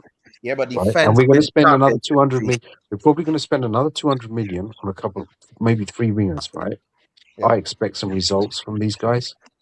There's nowhere to hide, yeah? There's no way to hide, right? They're going to have to work out what they need to do to win games of football and win trophies, because you know what? We spent so much money on them, okay? And we basically gave them a pass last season, yeah, okay, and everything, because obviously the manager was doing some weird shit, like making us fall asleep watching his team. But I'm telling you, this season they need to deliver some silverware. It doesn't matter if we get those wingers, they're going to have to deliver something. Yeah, hey panel. I hope everyone's having a great day so far. Yeah, it's fantastic, man.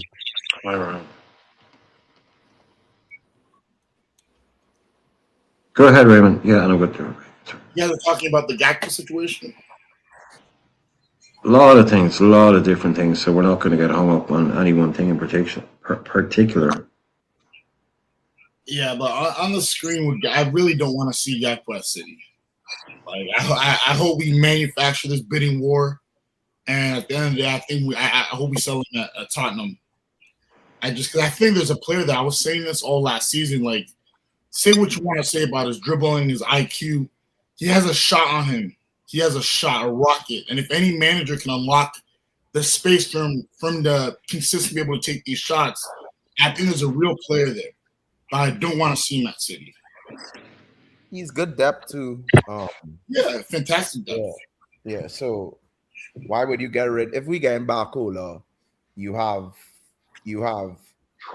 versatility with Gakpo there. Gakpo could play a false 9 if need be. If, let's say, Isaac gets injured and we don't bring in anybody, you could have Gakpo as a false 9. He does it for Holland, just for transition, so that Wirtz is not playing a false 9. So it's good depth. Is a seasonal player. Nobody is going. My whole thing is that Gakpo's role in this Liverpool squad is that he cannot be our starting left winger. If we have like a Diaz or a Barcola starting on the left wing, Gakpo will do excellent in the interchanging and rotation, right? He's not a starting player for me. He's depth, right? So, in my opinion, Gakpo and Gravenberch are not starting players for me. They are just excellent squad depth that we will need to help us win the big trophy. So, if we get a good six, I would prefer Soboslai and the six, or the six and McAllister in the holding area, and you have Gravenberch on the bench as depth. If we get Barcola is starting, and we have Gakpo as depth, just like how we did with the title winning season. So I, as much as people will think, as you said it there, he's a quality player. Look at the goal he scored against Newcastle. Without him, we're not drawing that game, right? So you can't do that. So why would you sell a quality player? And because if you sell Gakpo and we bring Barcola, we still in the same predicament that we in. No depth, right? So I just don't want to see Gakpo as my starting left winger, because I don't think he's good enough to hold that title as the starting left winger. But I am not naive to the fact that saying he is good enough to be a squad player, because injuries happen. Sometimes people out of form. And that season that we won the Premier League with Luis Diaz, and when Luis Diaz was out of form, Gakpo was doing his thing. When Gakpo dropped out of form, Luis Diaz was doing his thing. So that's my role I see for Gakpo. So I wouldn't want to sell him as well as much people think. And I guess what people get frustrated with him is the same thing I get frustrated with him with, is that he's not the quality starting left winger. But if he's depth and he's a squad on a rotational player, people will learn to love him like how they loved him when we won the title.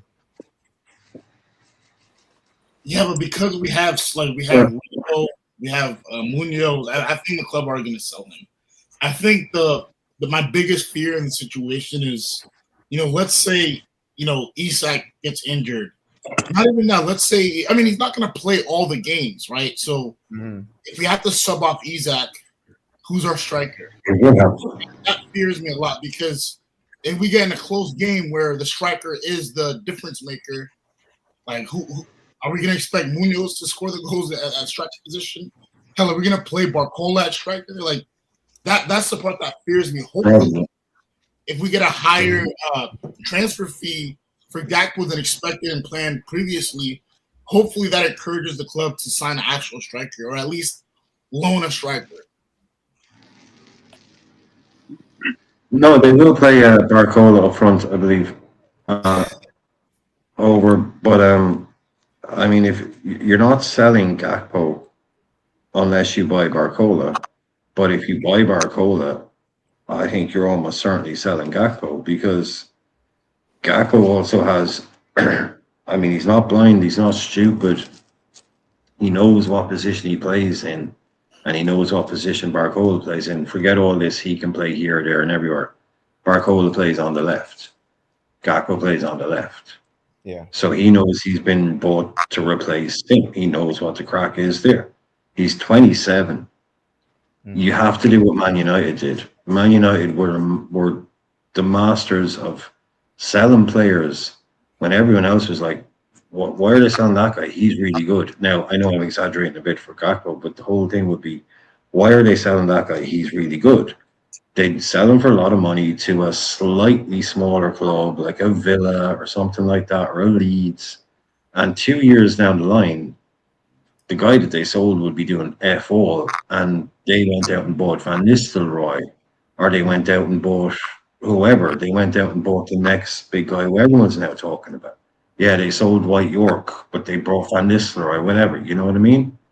That's what we need to do. He's still a very good player. He's very highly rated, and he has a massive price now. He's worth an awful lot of money now, and most importantly, he has clubs that want to buy him. Yeah. You can get a big fee for him this year.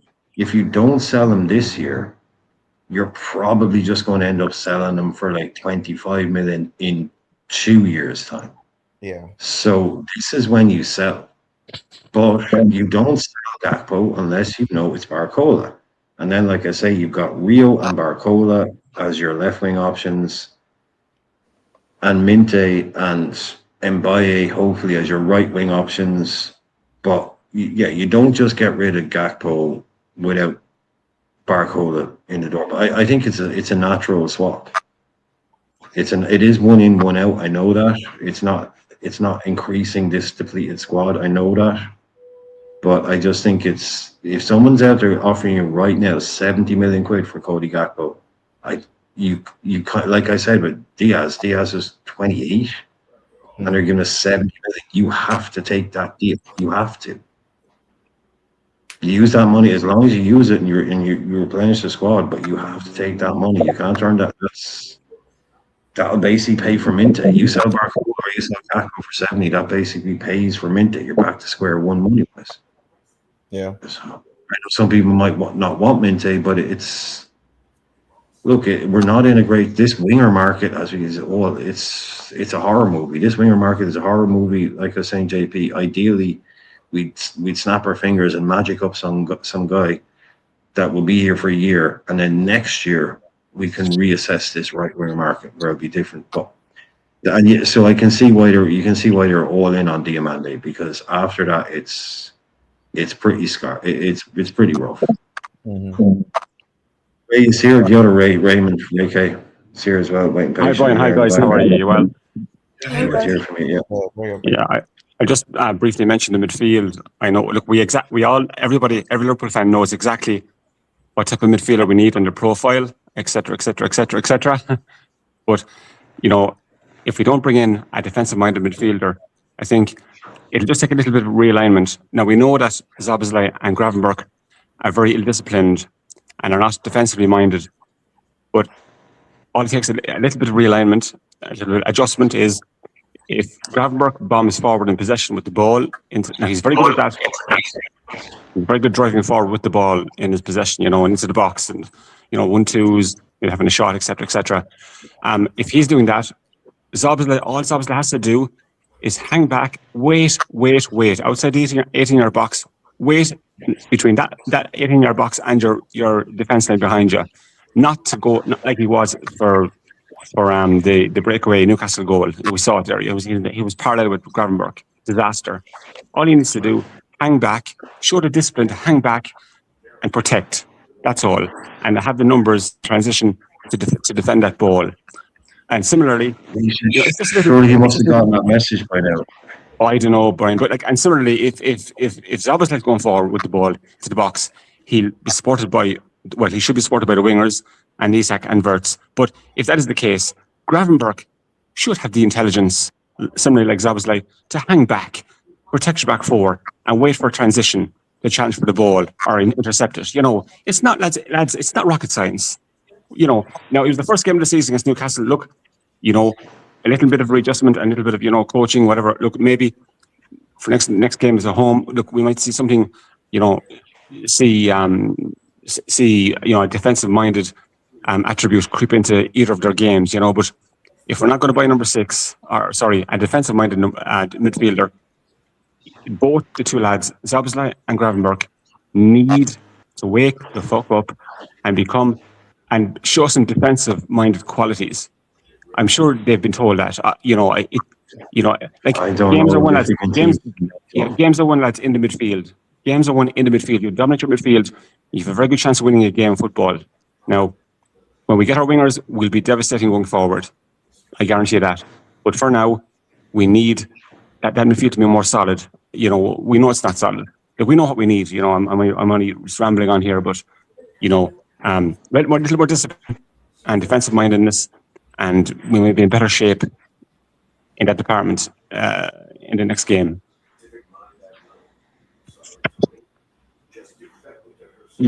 I hear what you're saying, man. Absolutely, but I can't expect either of them to just say, like, in the heat of the moments in games, they'll just revert to type.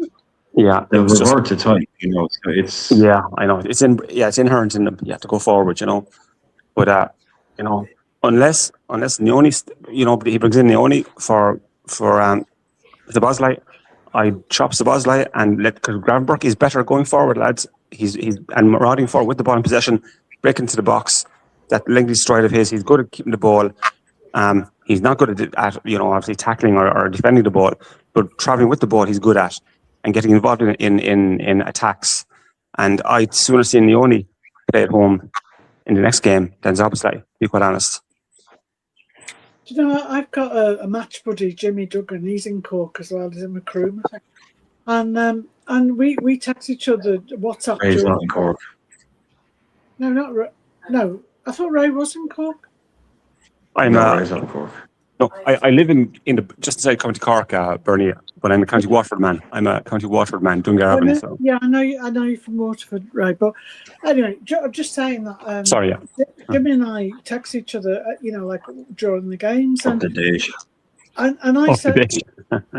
I said to him yesterday when we were watching the game, Virgil, when you're gauging the team that you're playing against and you're watching it go wrong, and I said to him, like at the beginning of the second half, Virg should be holding back and Xhaka, and Grav should be behind the halfway line, because when you're getting hit on the counters, you should be there waiting for them and not running, having to pace, because Virg hasn't got the pace. He's a few paces off his best because of his age.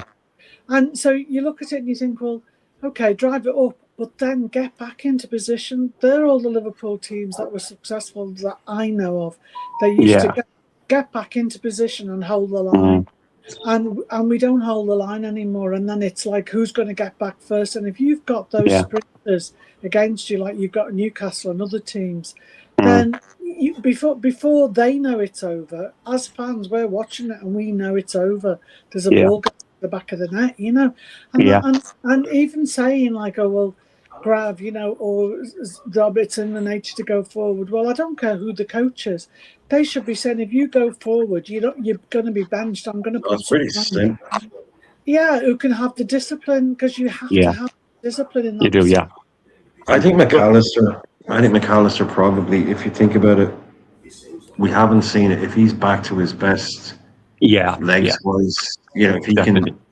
I mean, he's probably because he used to play six. Whenever Pascal Gross was out injured, he would play six for Brighton. He would, yeah. Then Gross would come back in and he'd play in the middle, or he'd play number 10 if the other guy was out, whatever. If Saido was out, he'd play six. If Gross was out, he'd play in the 10, all that kind of stuff. So he's probably one guy out of three of them that you would probably rely on to maybe have a little bit more positional discipline, I suppose. Definitely, Brian. Yeah, definitely. Slightly more kind of defensive instincts to get around the pitch. Yeah. Which of the two, Brian, would you? Is he going to be able to catch somebody? If we get turned over high up, is McAllister going to be? He was always slow. Even when Mac was fully fit, he was always slow. So if you beat him on the turn, he's kind of no good to you. So I don't know, man. There isn't much there. It's not. Grabbing the only or Mac and the only, what would that look like? Who knows? Yeah. Mac and Tom look like, Grav and Mac look like. I don't think any of it really adds up too well. Nioni isn't.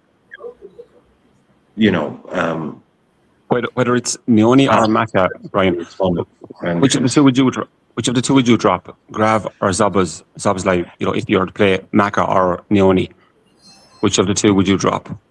Grav or Szoboszlai?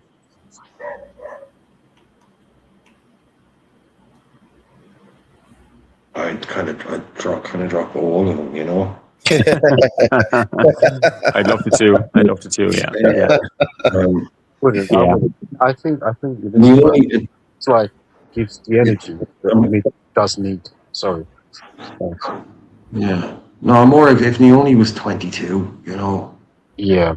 kind of a couple of years under his belt, you'd be like, get him in the team, It's 100%. Can I ask a question, right? So kind of right. With Nioni, right? Obviously he's very talented, but would you, for his age, would you feel more comfortable if he looked more manly for his age? Oh, bloody hell. If that disappeared from the game, if the age disappeared, if he looked more manly. You mean if he bulked up a little bit, you mean? Yeah. I don't think. I just think he's like Isaac.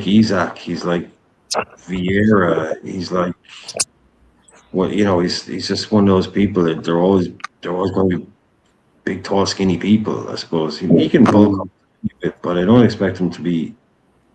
No, but I'm just asking the question. Henry Chan, Yeah. something like that. Yeah. All this. I do think in the preseason, all right, Meone wasn't afraid of the physical side. He was getting stuck in, and he won several one-on-one challenges. Winning balls, winning possession, and he's not afraid of that. So, I suppose he is what he is. I suppose, but. Kind of his natural physique, I suppose, but like big, tall, wiry. Yeah. He's got that Vieira thing about him, it's like Isaac. Like Isaac's 27 now. Everyone's he needs to put on a bit. Some people just don't. Like you look at Erling Haaland was that size when he was about 12. Some people are just some people might have said he needs to trim down a bit. But yeah, I think Leone just build up like obviously a bit of upper body strength, definitely core, but it's all about core strength and all that stuff, isn't it? It is, yeah. Some of these guys are impossible to get off the ball. Yeah, I just love Leone. I think Leone, even in the unders, like they would do like that Mac thing. Like in the same game, they play Leone as a 10, a 6, and an 8. Like they do that stuff in the unders to switch it around. Like Leone plays a 10. That's how good he is on the ball. So that you can tell they're really just trying to figure out what his role is. Like, they're probably thinking, well, no, he's not going to be a 10. Now it's like, is he a deep line playmaker? Is he an 8? You can see they're really just trying to refine it and see. I'm not even sure. Like, it's kind of like Waddy, the City, but like right now, in 5 years' time, he could be their Rodri replacement. But at the moment, he could be playing further forward as an 8, like that. So what do I see him? I don't know. What do you think of him? He looks like he's got all the tools. Like, and he's not someone who just got bumped up this year. He was in the squad all last season. He was on pretty much every bench. Yeah. He's been highly regarded as soon as he came in. My motto, Brian, if he's good enough, he's old enough. But, He's a little bit, I know he's a different position, but he's a little bit like either Hansen or Matty. He's quiet and he just reads the game and he just gets on with it in his own way, doesn't he? And he's very methodical in what he does, but he's effective. Yeah, he's very economical with the ball too, Bernie. And he's the only player we have who can, from a deep line midfielder's position, thread the ball through the lines quickly to forward line and the advanced midfielders. That's what we need. We haven't had many who can get the ball through and accurately, have we? He's got that. He does, yeah. Bring in the right games. I'd give him. He's the kind of player I'd like to give him 2 games. Let him get a taste of it. Let him get a proper taste of it. Premier League. Then take him out for 2 or 3. Take the pressure off. Because like the second there's a newspaper article saying, "Who's this new midfielder for Liverpool?" Boom, get him out the team for a couple of games. Yeah. Out the spotlight again. Then back in for a few games because he's too young to be a number 6. Just call it the number 6. Call it the defensive midfielder for us.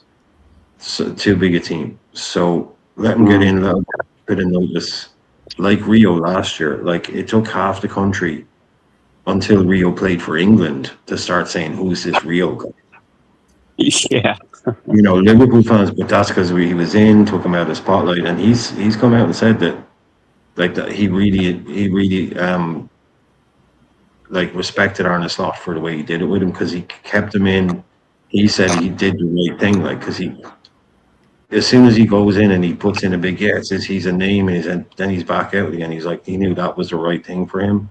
So it's going to be the same with Leone. Let him get in, make a name for himself, give him a taste, but then you have to have someone that can fill that role. But we've been so negligent. I'm utterly all out of ideas and brain cells when it comes to thinking what the idea of this. Like this club used to be so brilliantly run from a strategic transfer. We just used to be so brilliantly run, and now we have holes that are so gaping big holes Now it's even become, it's now the story today. It's the mainstream story after fucking 2 years talking about it here. It's the mainstream story today. Oh, Liverpool leading number 6. Have you noticed? They don't have a very good midfield. Now it's the mainstream story. Finally, eventually, after 2 years. Brian, you put yourself. You say you're FSG and you're having your quarterly board meeting, and this one is discussing Liverpool. So you've got Hogan and whoever else is there is out there, to account for themselves, and you're all sitting around, and you've got your spreadsheets in front of you, and they look at the income for the club and what ticket sales and shirt sales, merchandise, and everything else, and that's all going swimmingly well. So they're saying, "Oh, that's good, that's great," and then they look at revenue from players, what you've sold, what you've spent. And from contracts, who did you sell those for, and who walked away for nothing? And whoever was doing that job has failed in so many areas. And why hasn't that been flagged upward? Have they looked at it and said, well, overall, the ticket sales, the merchandise sales, the club membership has gone up and up and up. So can you sort that out, lads? Has it just been like that, or has it been that's a disgrace? This club has always made millions on the players, bought in well, sold well, and everything else. Who's let that slide, to that extent? Well, if you want to do the Trent and Robbo to the degree Ibu one, that was Jurgen Klopp's era, because they were all, if you remember, when Michael Edwards and Richard Hughes came in, Mo, Virgil, Trent, wasn't Robert then, Mo, Virgil and Trent all had 1 year left on their contract. When the day one, when Michael, and that was one of the stories, Michael Edwards freaked the fuck out. Basically saying, who the hell let it get to the point where I'm walking in on day one and I've got Virgil, Trent, and Mo all with 1 year left on their deals. Yeah. So that's not a Hughes and Edwards thing. That was the back end of the previous regime. And it did carry on. Yeah, Ibu never got signed, and then Robbo left. But Salah got signed up. But it's, again, they didn't exactly do a much better job. No. You're thinking Edwards is going to come back in, and fair enough, he's freaking out like he should be. But he also, not under his watch, then under Hughes' watch, then we end up losing. Well, Mo goes, whatever. Robbo, probably going to lose Ali on a free next year. Probably going to lose Virgil on a free year after that if he signs a 1 year. But even when Klopp was there, you can't tell me Klopp as a coach is responsible for getting people to put pen to paper on contracts. That's down to agents. No, that was him and the sport director for them was Schmacke, the guy he brought in. Yeah. His mate, that was Schmacke, so he was sporting director then. So he was the Richard Hughes, and he was, sure, Klopp had gotten all the power he wanted then. I'm saying, like I'm saying, I'm not playing everything on Klopp, but he fucked that one up a bit himself. Some of that is on him, some of it's on Schmacke, some of it's on Edwards since he's come back in, some of it's on Hughes. But it's a thing that's been going on 4 years. But that's what I'm saying. Either way, we've had two regimes, and it's been wrong in both regimes, hasn't it? Totally. Yeah, it has been, but I think some of it's gone well as well. I think the basis of our frustration and anger, lads, probably stems from the fact that, we've had the same midfield for 3 more years, since Jurgen. That's, and all the players going on a free, not preparing, lack of preparation by the club, basically, lack of preparation. But, we must also kind of bear in mind, I know that, that's, borderline unforgivable, the lack of preparation, for the players going free and so on and so forth. But then again, Iriola's our new manager. A new era begins, and we can't expect Iriola to have his squad, his full complement of players, for the beginning of the season. This will take a bit of time. This squad rebuild, because we've a brand new reset to do. It'll start with the wingers coming in, and I think in January a few more will come in. You know, so I know we all wanted. Look, it's only the first game of the season. We won't get carried away. You know, look, it's not the end of the world by any means, but in terms of the squad depth and quality of depth, this is Areola's time now, and he will need a bit of time. It'll require a bit of time to build that squad and stack it with quality and depth. Yeah, 1000%.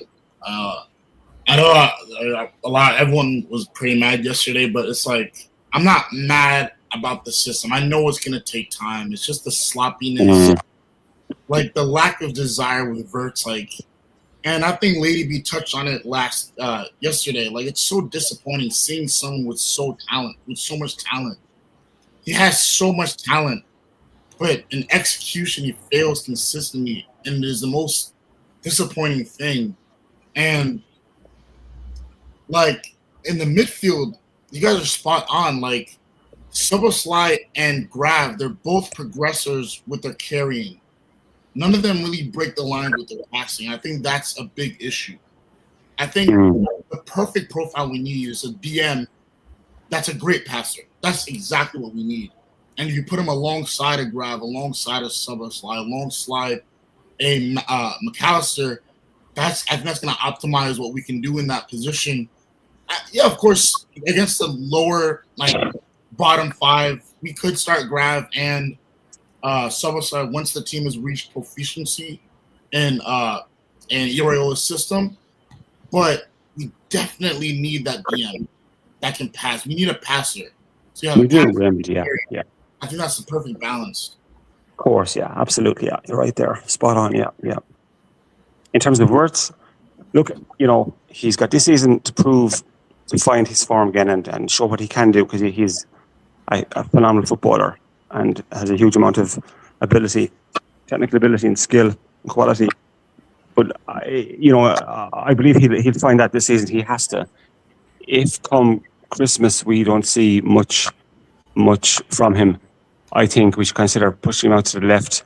If we don't have Barcola, if we don't get Barcola, I'm sure we will get Barcola. But if we don't get Barcola, I'm sure we will. But if not, I think Wirtz could move out to the left if he hasn't impressed in his natural position, number 10 position, and bring in maybe in January, bring in that number 6 defensive midfielder to make the third man in midfield and see how that goes.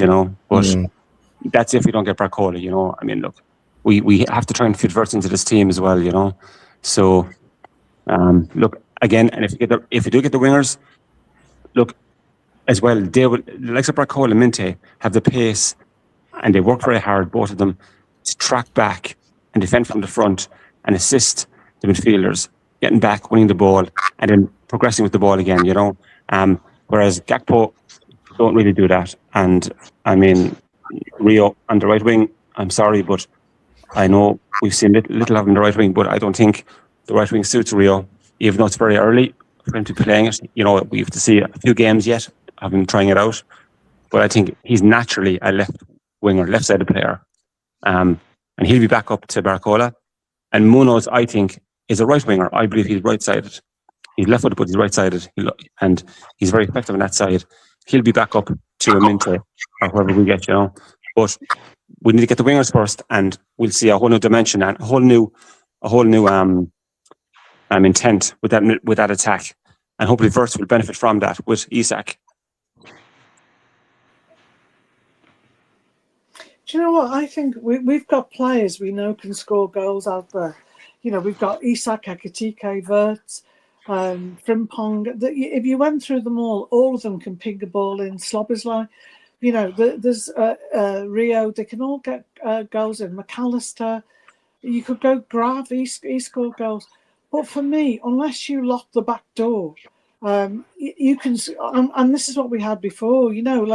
I'm not bigging up Klopp against any other manager. I'm not saying that. I'm just talking about as a regime. When we were under Klopp, they identified under that particular management that we were scoring 2 goals, and then someone would score 3 against us, so we were losing 3-2 when we were winning 2-0. And that, so they knew we had to get Allison in. They knew we had to get Virgin, and everything else changed when we got them in. And when we had that, Virg held that back line like he was a sergeant major. When it came time to defend, we played everybody offside because there was 4 across the back when we needed 4 across the back. Since then, under Slot, it moved forward. I'm not saying that Virg has lost that discipline because I don't know what the manager wants, but we lost the discipline under Slot, and now we've lost the discipline on so far on the few games I've seen under Areola. And I would like to see Virg barking at Gravenberch and saying, stay there, and at Jacques and whoever's beside him, and saying, hold the back line, get back, stay here. Because that, where we're down to 2 men racing against 2 fast players against another team, where they beat us and they go into the back, and that makes us look like absolute amateur players, you know. And I think we've got to get back to basics and shore up the back line, shore up the the midfield, before we start looking at, you know, we need a striker here, we need a striker there. We've got strikers. It's just that they're not striking enough because we keep losing the ball. You know, because the midfield and the defense, I think we've got to get that right first. And Bernie, well, I know Bernie, you are custom on the stream, and for like the new guys who, because I haven't shared the stream with some of these guys here, and I appreciate the stream, guys. You know, a lot of sensible takes and stuff. And Bernie is spot on, because for me, I've been saying it for time, like Wirtz could score, Wirtz could assist, Isaac could score, Gakpo could score, Rio could score, these guys. And once you solidify a defense, that's why I always say it on the stream and all my streams, defense wins championships, right? We have so much of quality on the field, right? That goal scoring is not our problem, right? I think we went all of last season. I think it was only 2 games we didn't score in last season. So our problem right now is the defense.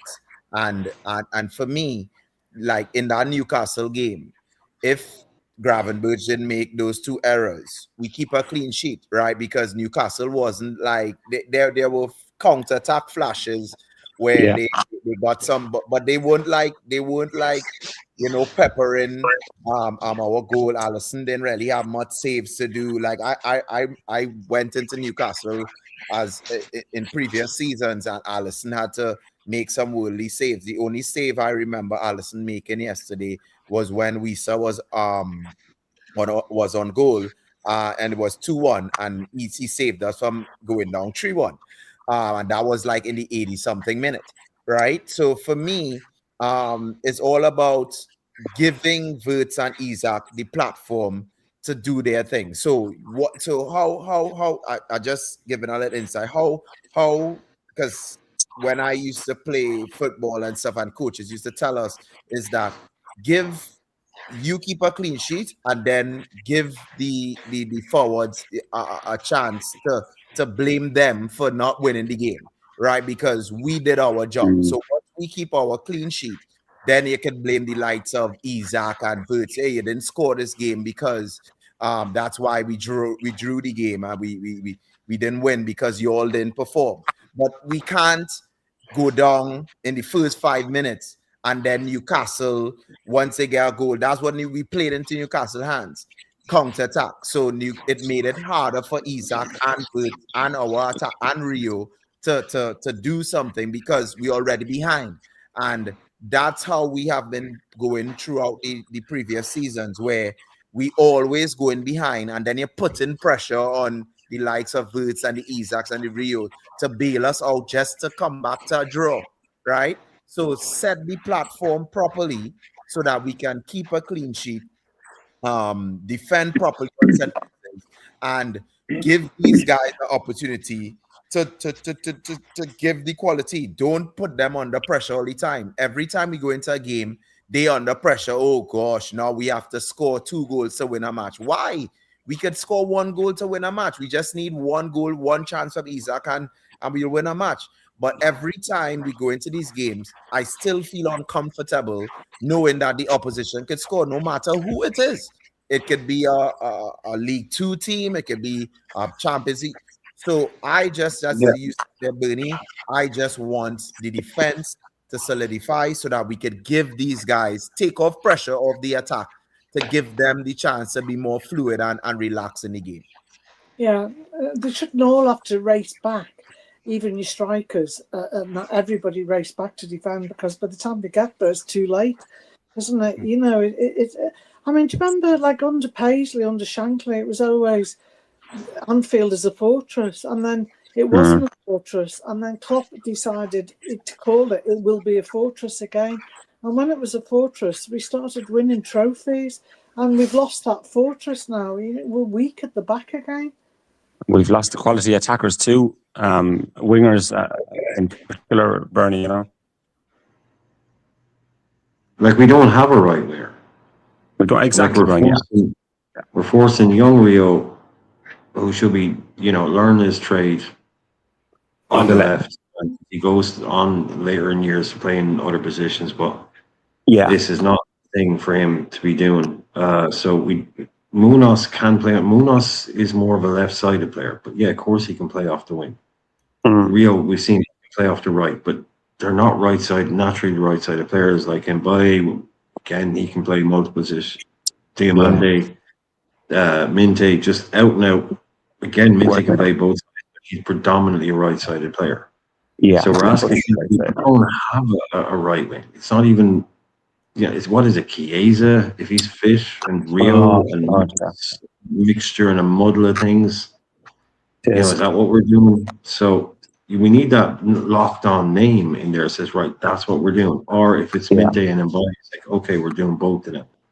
You can just imagine, leaves, Barcola comes in, then Rio can understudy Barcola on the left. He'll get a lot of minutes there, but you stop forcing him out onto the right to do weird things. You look completely lost. Yeah. You look completely lost because we couldn't get into the game.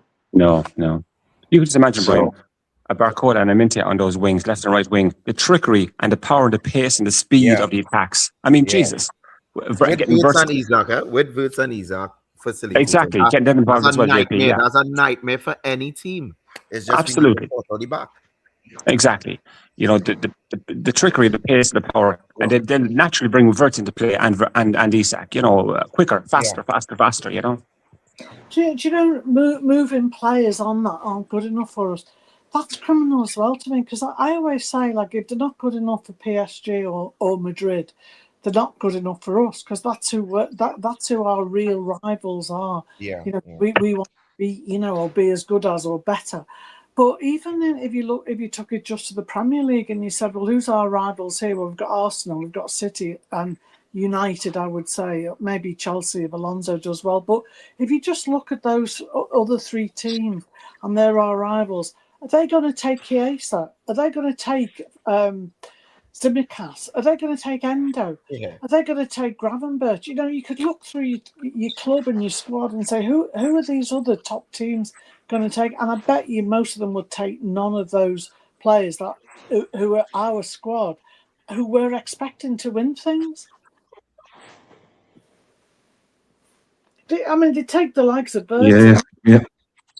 Yeah, no, they're not. Nobody's buying Tsimikas. I mean, Roma, we tried to loan him to Roma. They barely played him. You don't loan out a 29-year-old guy that you think can come back and win championships for you. It's just not really a thing you do. But why are we, Brian? Why are we? I mean, it's poor transfer decisions. But buying Chiesa was a poor transfer decision. Buying Endo was a poor transfer decision. He's barely really... over 3-4 years, I mean, he's had very little, his odd moment and all that, so everyone remembers, that time he did that thing. Yeah, I talk about seasons. It's like, do you remember when that guy was good from like 2024 to 2027? Not, do you remember that good game he had against Newcastle? No, so... why are we accepting... Younger kids are fun, but these are poor decisions. Bringing Tsimikas back.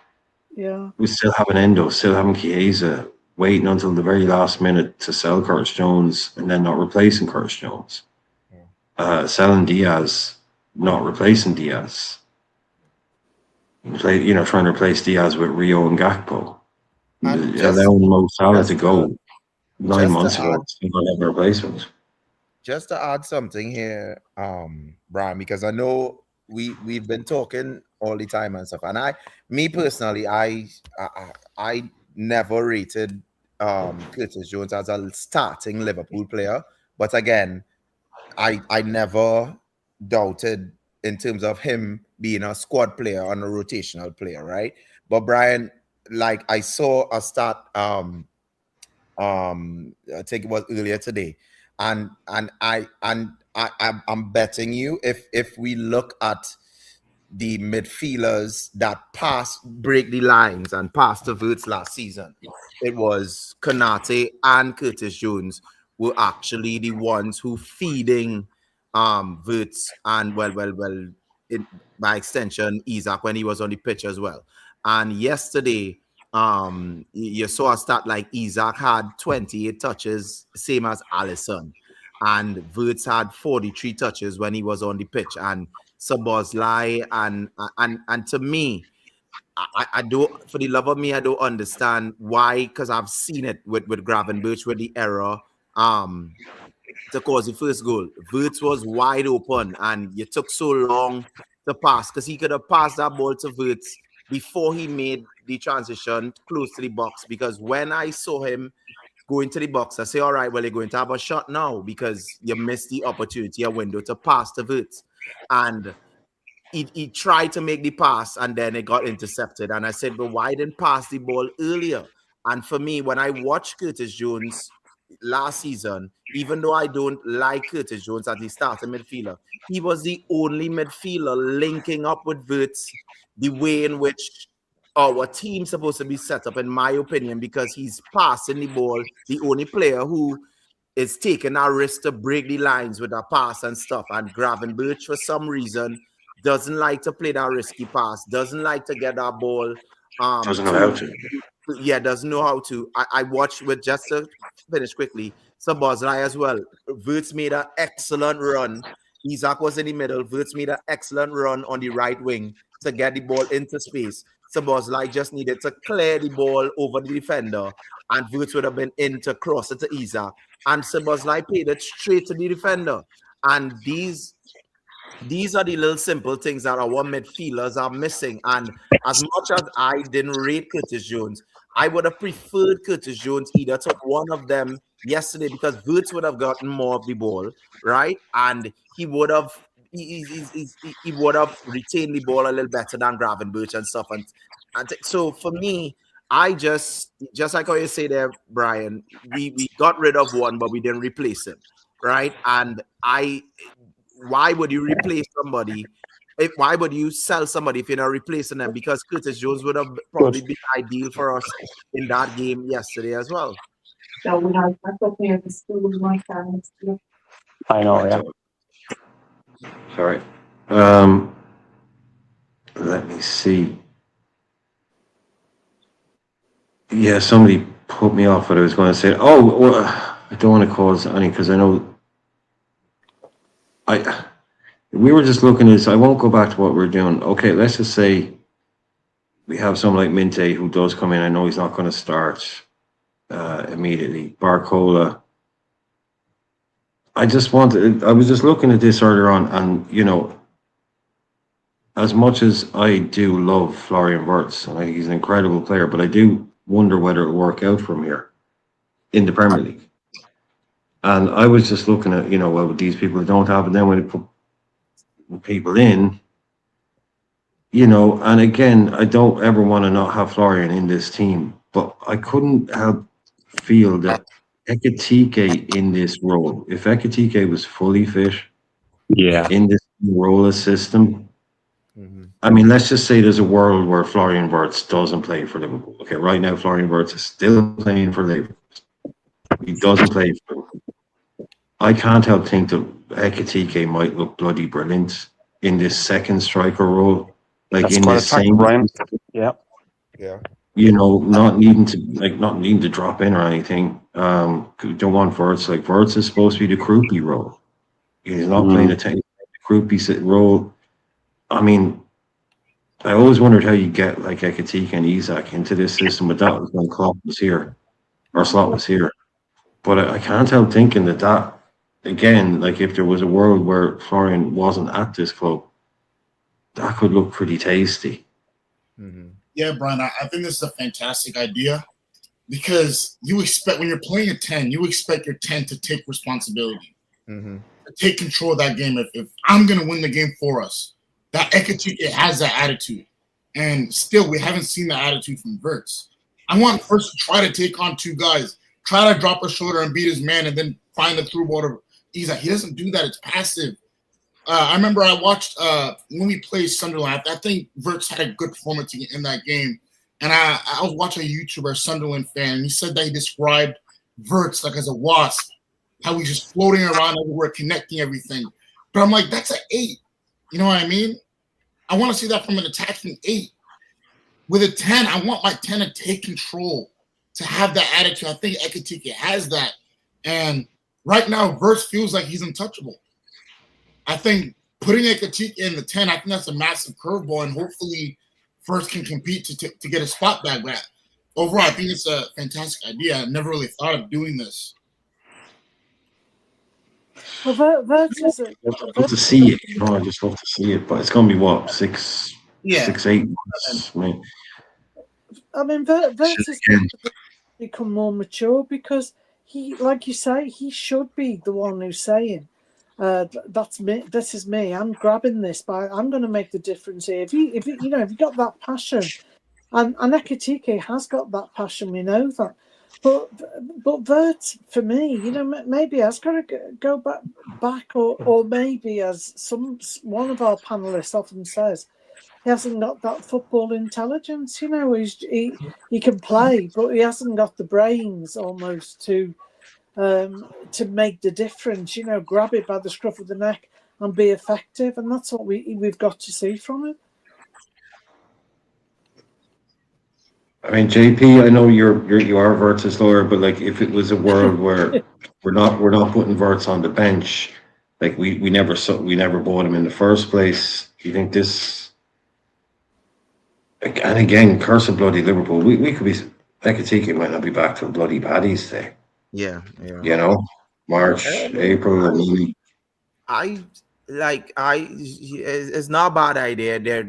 There's injuries in sport. There is some games where you could, but like for me, like I being real honest, like I think Wirtz is the only midfielder that we have right now who could string passes together and stuff, like pass the ball properly. Yeah. Right. I mean, so I'm just as big a fan of him as you are. I am just so like if you have this squad here, Brian, I would actually put Wirtz where Szoboszlai is, right? Because like, wow, it's like I know, but like I just saying like in terms of like, why would you sacrifice the best passer, the one who could? Because like for me, ever since I've watched Liverpool's even last season, even if Wirtz is not doing anything, or he's still the person who is more likely to unlock something, right? And like you're not expecting anything from Gravenberch, Szoboszlai, McAllister was horrid last season as well. And like for me, even though Wirtz didn't have that outstanding season that we had, I still felt like he's the only one that could possibly create something. And like all this here is well and good and stuff, but like I just say give him time. There is a player there. I still believe that I hope in my heart of hearts that he is going to be one of Liverpool's best players. I see a player there. I think he's still young, and I just think I don't want us to make the mistake where same thing with KDB and Chelsea. KDB was always that player. Well, he just needed time and stuff. But and they did play once. As soon as KDB came back into the Premier League, we know what story was written there, right? So I just don't want people to give up on Wirtz. No, no, I no, believe no, there's a no. player there, and I just think But JP, I would say to you, okay, right, you wanted to put him here. That we all know that ain't gonna work. Okay, yeah, like but whoever this guy has no, to be like two N'Golo Kantes, yeah, yeah, basically. yeah. Can't we So take could you Grav not just? out? Can't we take Grav out and put Dom there where Grav is, and then put Vert in? Yeah, like Would that's that have what. even? I mean, if you wanted to force him into the team, if you wanted to try my Ekatike in the Krupi role experiment, like why maybe just none of this is ever going to happen, by the way. But as a maybe a wide playmaker on the right sort of thing, and we'll try and build a system to get it in. But I was trying to make it easy by like there's a world where we didn't buy him, Yeah, yeah. and I just think I just had this feeling in my bones that Ekatike in that Krupi role because Krupi was a goal scorer Mm. But and I'd he say Brian wasn't. is He could yeah, create, but he wasn't as creative as yeah, Verts. Verts is creative, but he isn't as much of a goal scorer as Krupi, whereas Ekatike is yeah. kind of Krupi. Mm. I have to say, Brian, But I don't know. that quartet is a very attractive and frightening quartet of Minteh, Barcola, Ekatike, and Isak. You know, it's interesting, very interesting, because Ekatike has the physical attributes to hold off the ball, you know, shrug players off and score goals, and you know, play the 1-2s and little bit of trickery as well, you know. So, but if Verts is injured, you know, by all means, try Ekatike in that position, fantastic, yeah, why not? But if you put words there where Brian just put him, I'd still drop Grav and bring Dom in. I think you've got more Oh yeah, chance. we need a rock in there somewhere. I don't know. We need a player we don't have to allow him to play anywhere near this. We need a Yeah, player. yeah. But that's almost because Brian, you know, and I don't want to offend anyone because I do think Vert is a quality player, Yeah. but I'm just not sure where he fits into our team. We're trying to move the team around to accommodate him because he's a quality player. But isn't that Basically, we're right there. That's That's where his he position. plays. Yeah. If you look at his heat map for his entire career, this is basically it. This is where he plays. He starts here, whatever. It's this Yeah. space on the football pitch is where he plays. Mm-hmm. So, second striker, number 10, it's just this whole area. That's what he does. That's where he plays. So, Yep. that's what he's going to do. Yeah, he's not going to play anywhere else. You just get him in here, tie him up to Isaac. But I mean, I just think Ekatike is probably a more natural fit for that role as a second striker than Verts is. But Yeah. yeah, like I said, this is the problem sometimes. There's only 11 places on the pitch. But So how do you need get, you know, yeah. someone's got to lose out.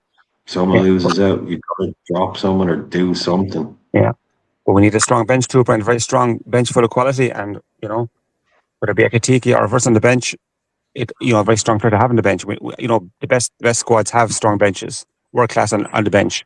So be it, you know. Well, unless you're Liverpool. Yeah. You know. But that wouldn't be bad, would it? Not at all. Arcola, Ekatike, Isaac. Yeah. But I hear JP, you know, absolutely. Yeah, Verts needs to be given the ball far quicker in the games. His opposite line, grab this. All it takes is look up, put your head up, and get the ball to Verts. Look up, bang, ball is gone to Verts. You know, find him. That's all you need to do. Find him more often in games, and he'll produce the goods. He'll create. You know. I just think Grav will slow the game down. I just don't, and he won't hang back and defend. So I'd rather take him out and put Slobber's and you've got a better chance of score. I mean, like Brian said, like Brian said, if Nione was 22, 23, 24 years of age, he'd be perfect for that role. He'd be picking up Verts all day long. Yeah. Big low balls, you know, 20-yard passes, big ping, ping, ping, ping to Verts' feet, you know, or over the top, you know. Because it's always like Grav love to just carry and progress. No, look, Grav is very good at that, you know. But we need, I mean, the beauty of having a deep line midfielder who can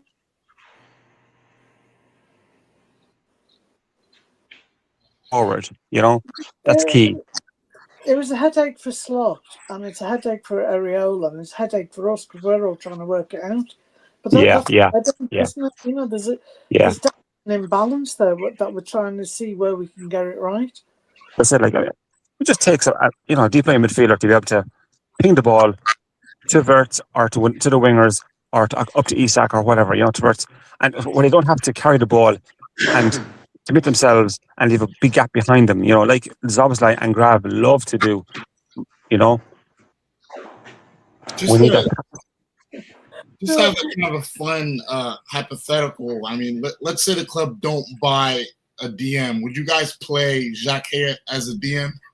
Because he can pass. I mean, his performance passing-wise was incredible. I would if Pep Guardiola was our manager. I'd be like, yeah, okay, cool, do it because you know how to do it. But like he can, like Pep Guardiola, like he has the highest standards in the world for DMs. People used to play in his position. So if he went to a team and he went to like he was restricted and he couldn't buy 2 Rodris and blah blah blah. If I wanted one manager to take a guy and at least teach him how to do it, it will be Pep. I don't know, is he that fixated on that? He doesn't really seem like that. Like, could this coach turn Jacques into a DM? I don't know if he puts everybody. Look, no perfect tactic. Every tactic is a trade-off. Every tactic is risk and reward. There is nothing, like Irola said this, and we said this on the show before the game, on the pre-match show, turning the ball over high up and getting run through the midfield to get scored on. This is what we predicted. This is what the coach predicted. He said, we are going to concede goals by trying to do, newsflash, we're going to concede, but we're going to concede goals by pushing high up, high intensity, high pressure. We're going to get caught up. And he said, when that happens, I won't single out players because the players are doing what we wanted them to do. I don't know if Grav and Dom were doing what he wanted them to do, but we said it before the game. We're going to push up high and chances will, like what we used to do. Like that second goal, I said, if we had scored that back in the Klopp days, people would be going, what a great goal that was for Liverpool. Like everyone was ripping us apart defensively. Yeah, I get it. We're Liverpool fans. But if we scored that goal, we'd be like, oh, brilliant football. Great goal. Because it was a good move. It was a good goal. It's like, oh, Liverpool, Kirk should have been here and he's there. He should, cool, whatever. But it was a great goal. If we had scored a goal like that under Klopp, we'd be like, oh, great Klopp football. Yeah. So, it was more on bits and pieces, but I mean, it's high risk though, isn't it? And you can play high risk when you're solid at the back or you've got a better chance. But we're not, the club are hamstringing him. They're asking him to play the football he wants to play, which the fans want to see. And he's like, yeah, I can do that, but look, I kind of need stuff. And they're like, yeah, don't worry about this stuff. And he's like, no, but I actually need people to be able to hold this together to play this way. And even then, when you play like that, you will get turned over, and those are the kind of goals you will concede. But as long as you score 40 more goals and concede, but it's like you can always say, he's saying, look, there will be a pattern where we'll concede goals because we're pushing high up. We're trying to create chances. And the odd time, you're going to lose a ball. This is the Premier League, by the way. Everyone's got absolutely rapid players. At least every team's got at least 2 players that are absolutely rapid. Yeah. You've got finishers like Morgan Rogers in midfield, Gibbs White, deep runners from midfield that can finish. You will concede goals like that, and it'll be a highlight reel of basically us conceding the same goal. They're like, oh, do Liverpool have a problem? No, we don't. That's just the trade-off in playing like this. That's why Slot, keep it tight, keep it safe. We didn't concede a lot of goals that looked like that under Arne Slot. So but you cannot ask him to then do that, take those risks, but not give him at least the basic kind of safety net. Okay, if my best DM and my best, like he had at Bournemouth, Tyler Adams at Scott, both of whom could go forward, both of whom could pass and play. But that critical little difference, they're both 6s or 8s if you want them to be, but one is clearly just a little bit more naturally defensive, Tyler Adams. The other is clearly a little bit more offensive, Alex Scott. But they're both rock solid in the middle. Adams, you're a little bit more defensive guy. We don't have that. That's what we're missing. It doesn't have to be someone who's clear, but just one guy. Like Kamara, like I say, defensive midfielder, but gets 2 assists, got forward at the weekend, can get involved in play. So we're just missing that one guy that's that little 2 in the midfield, but one of them is clearly, he's the defensive 8 though. They're both 8s, but he's a defensive 8. He's an attacking 8. Small differences, but really important. And we don't have that. We have our box-to-box 8 in Grav and our wants to be bright or overs, Dominic Szoboszlai, whatever you call him. I don't know what's doing his shush celebration after scoring a last-minute pen in a game that we barely deserved a point in. He's a bit of a luxury player, Brian. If we could start for 100 million and bring in somebody else.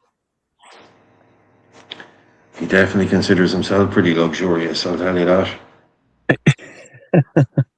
And I for me personally, I just like I can't, not because somebody costs 160 million.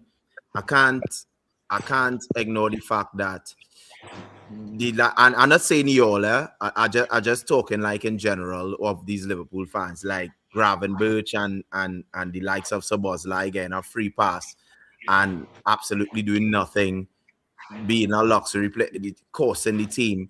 And for me, like that's what I was saying, Brian. Like Szoboszlai is so bad that I prefer to play Wirtz in his position because he could pass it, but at least I'm going to get better passing in his position.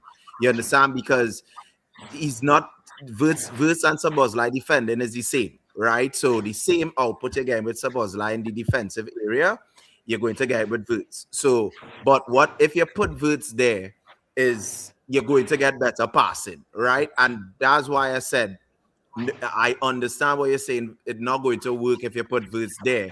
But Szoboszlai is so bad to me in terms of like when I'm saying bad, like in terms of the starting quality midfielder that I want in my midfield, I don't want that to be Szoboszlai.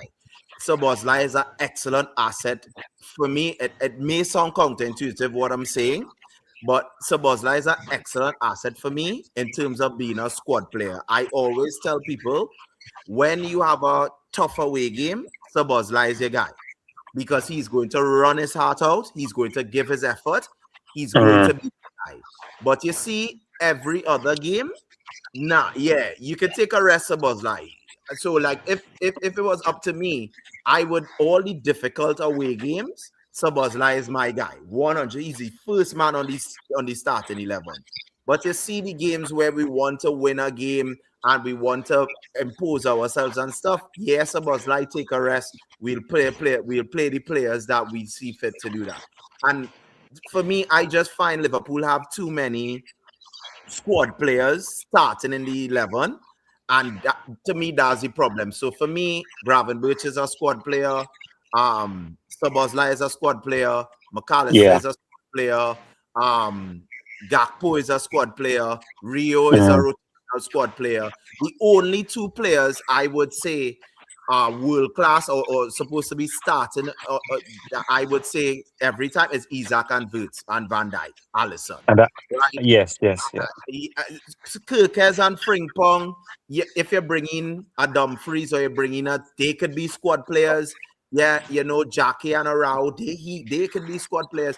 So I just, right now, for me, like Liverpool only have 2 forced starting players who could say cement themselves. Once I get it where people saying, well, no, JP, Wirtz is not that yet. After the season, people will be singing a different song with Wirtz. This is we still in the residue area,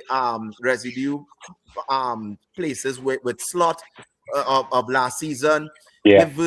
Give Wirtz 10 games this season and you will see a difference. Give Isaac 10 games this season, you'll see a difference. And then everybody's singing a different song at the after 10 games, right?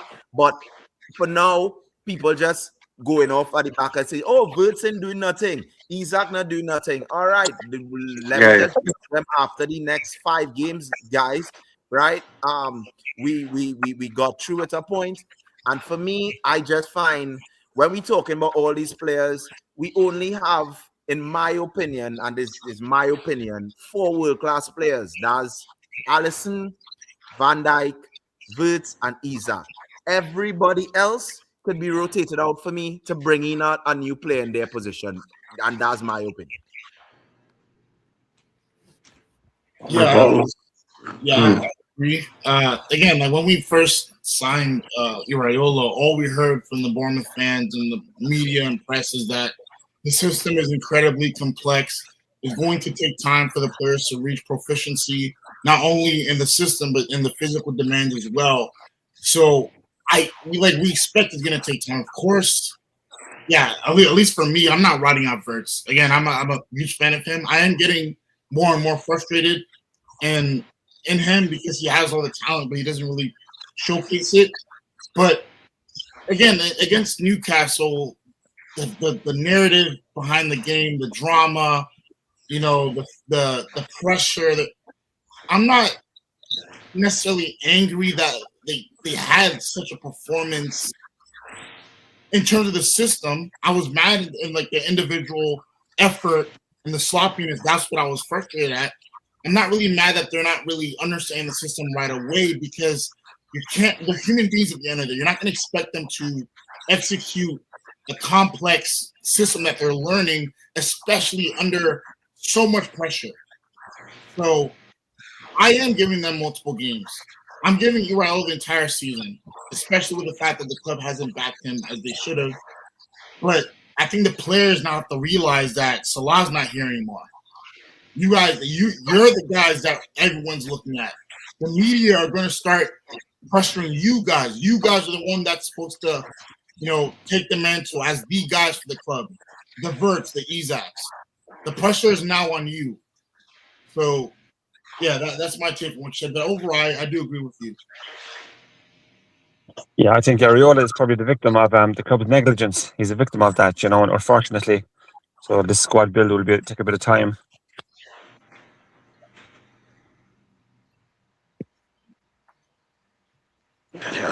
Yeah, according to Tanzi, what do you call him? Tanzi. Yeah, anyway, this French bitch.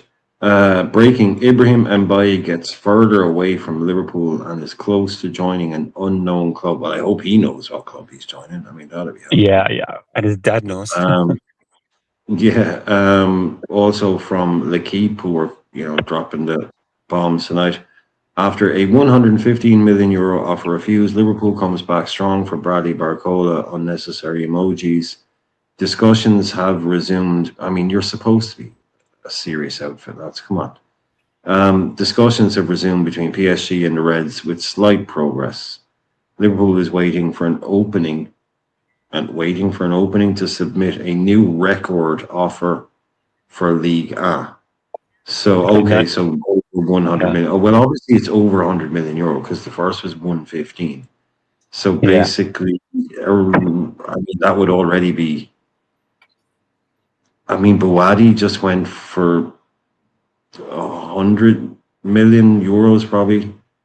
I mean, there's no £90 million, so I can't think of anything else leaving. Like Mbappe went on a free, so that would already be a record offer, I'd imagine. 115 refused. I mean, I think Romano is usually right on things, and he said, well, it's getting on 3-4 weeks ago now. He pretty much said, look, in a nutshell, Liverpool will sign Bradley Barcola, but it will probably go until the last couple of days. Yeah. Whatever, and that is proven to be. So he's kind of like saying, look, he's not going to Arsenal. He's leaving PSG. He wants to join Liverpool. He's agreed with Liverpool. He will leave, they will buy him, but it will go all. It's like, what? So this is obviously 10 million here, 5 million from 170, 120, 160, 130, 140. You know, it's all that nonsense. But which is what I'm saying with the Gakpo thing. How can you hang on to the last minute to get him if that means you don't sell? You know, this is maybe we do let Gakpo go a bit early because we know this is. But again, you have to give it to Romano, apart from the fact that he nearly deleted my channel. But he said it from day one. They will sign him, but do not. Yeah. But this ain't going to happen. This is going to be a saga. It might even go. And I know Byron Space even came out and said a couple of months, about a month ago, maybe he said Liverpool are going to sign Bradley Barcola, and they're so determined to Brian Barcola that this is before they sign Gust. Yeah. They wouldn't wait till January. They would even wait. Like he said, look, even if it goes to the final day and PSG don't get someone in, Liverpool will go back in January. That's how big in for Barcola. He's already turned down Arsenal twice. All these people talking about Arsenal, he's not joined Arsenal. Turned it down completely. Okay, whatever. Now Mbaye looks like he's walking away. So Raymond, we're not getting our 3. It's going to be 2. And one of them's going to be out till best case scenario October.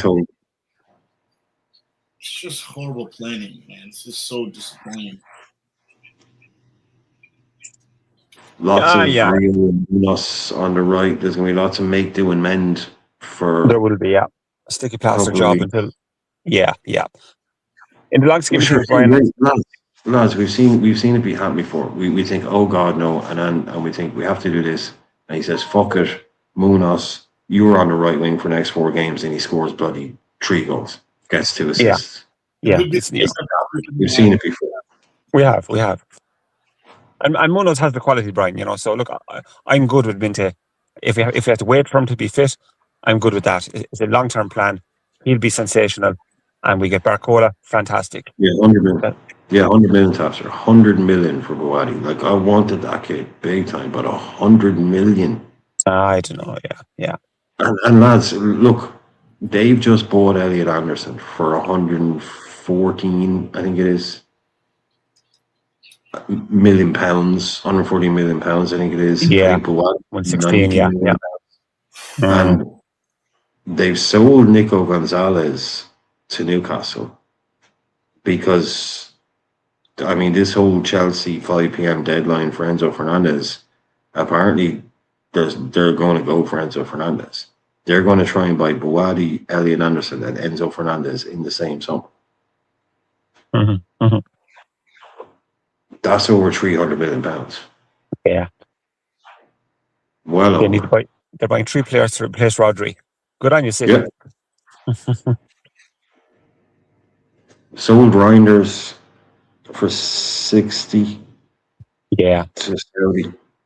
Sold Nico Gonzalez for 50. Sold Rodri for 60. So close to 200 million just on the mids. Nico Gonzalez, Reinders, and Rodri, close to 200 million. So easily can go out and spend 300 million. Oh yeah, they can take Gakpo for 90. He can't. Yeah, and now they're even looking at just picking him up like we did with an Ekatike. Oh yeah, we need that. Yeah. 7 million, just pick him up. We'll just pick 80. I should fuck, just pay it. We need it. We'll get it. We'll just no. Yeah. Well, if City are interested, it's great, Brian, that both City and Spurs are interested because we're sure to sell him. Get rid of him. Good luck. Goodbye, Gakpo. Thanks. Good luck and thanks. He's not, he's not an Areola winner. Yeah. Yeah, again, there isn't a world where Areola goes out and buys Cody Gakpo. Not a hope in hell. Absolutely, Brian. Yeah. Spot on. At best, a squad player as a backup to a striker, possibly. But look, he was never an he was never in Areola's plans. Yeah. Is he still on a free? See, has no one picked Mateta? No. Is Mateta not Mateta? What are we saying? Hang on. Is he gone from Palace or is he a free agent? Did he? Mateta's not available on a free. Did he not play?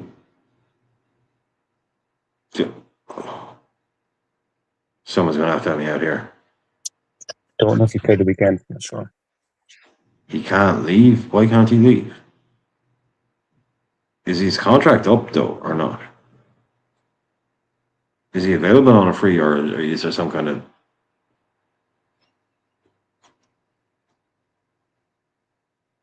Oh, right. So there's some kind of court thing. Right, I didn't know that. Jeez, I didn't know that. One of those. So if you're up, I thought if your contract's up or not. Well, so they like one of those things where they exercised a year option or something. Okay. No, look, yeah, he look a body in the squad, fine. Backup Isak, but That's it. Yeah. if he's that age, he's coming on free. He's going to want a 4-year deal somewhere. So, Mm. yeah, maybe not for me, but he's a handful. All right, he's definitely a handful. And he can finish. Yeah, a good finisher. We don't need a world-class backup to Isak, you know. I mean, we need a very good backup to Isak, but not a world-class backup, you know. So I take Mateta, yeah. Okay.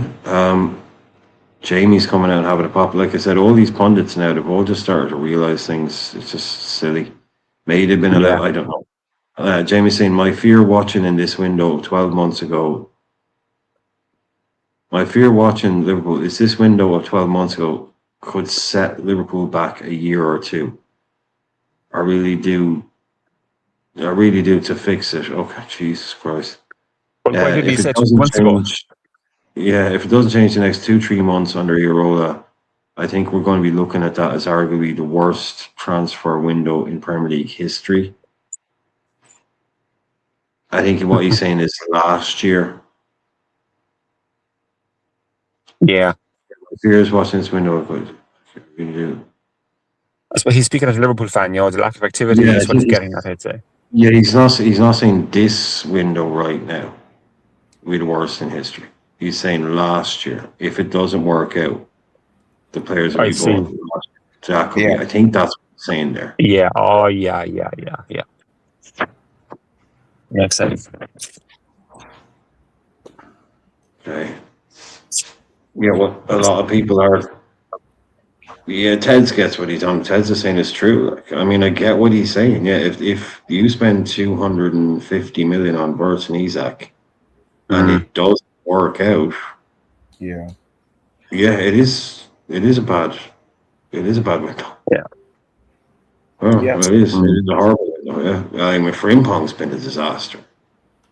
I mean, this guy, if he can turn Frimpong into a serviceable right back for us,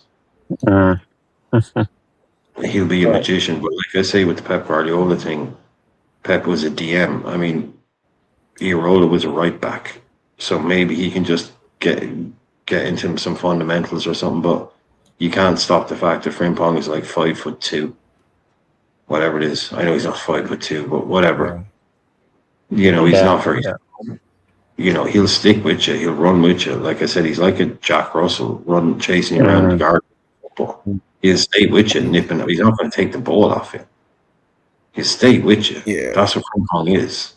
But he's not going to push a bigger player off the ball. He's not going to, you know, so he can turn in, like I say, if he can get a tune out of Frimpong at right back for 6 months, fair play to him. You know, fair play to him, because we are, and what if Frimpong's, I mean, we're trying to do the right back, who plays right back in the second team thing earlier on.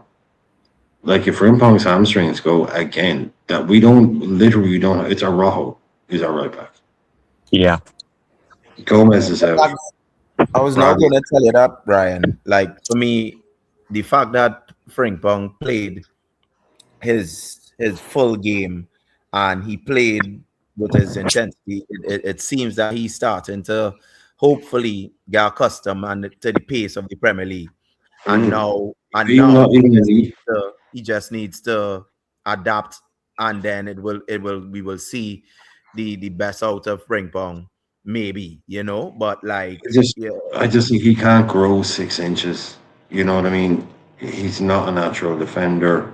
yeah, He's our only right back, which is insane. He's the only right back on the books right now. yeah. Mhm. Jesus, look, I'd put Szoboszlai in there just to get him out the midfield. Yeah. Szoboszlai will run all day. Szoboszlai will run all day. He's strong. He's done it before.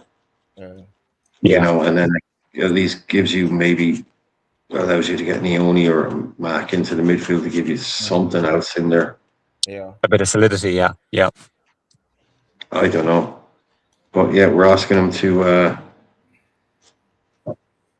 come up with big solutions. I think is very unfair.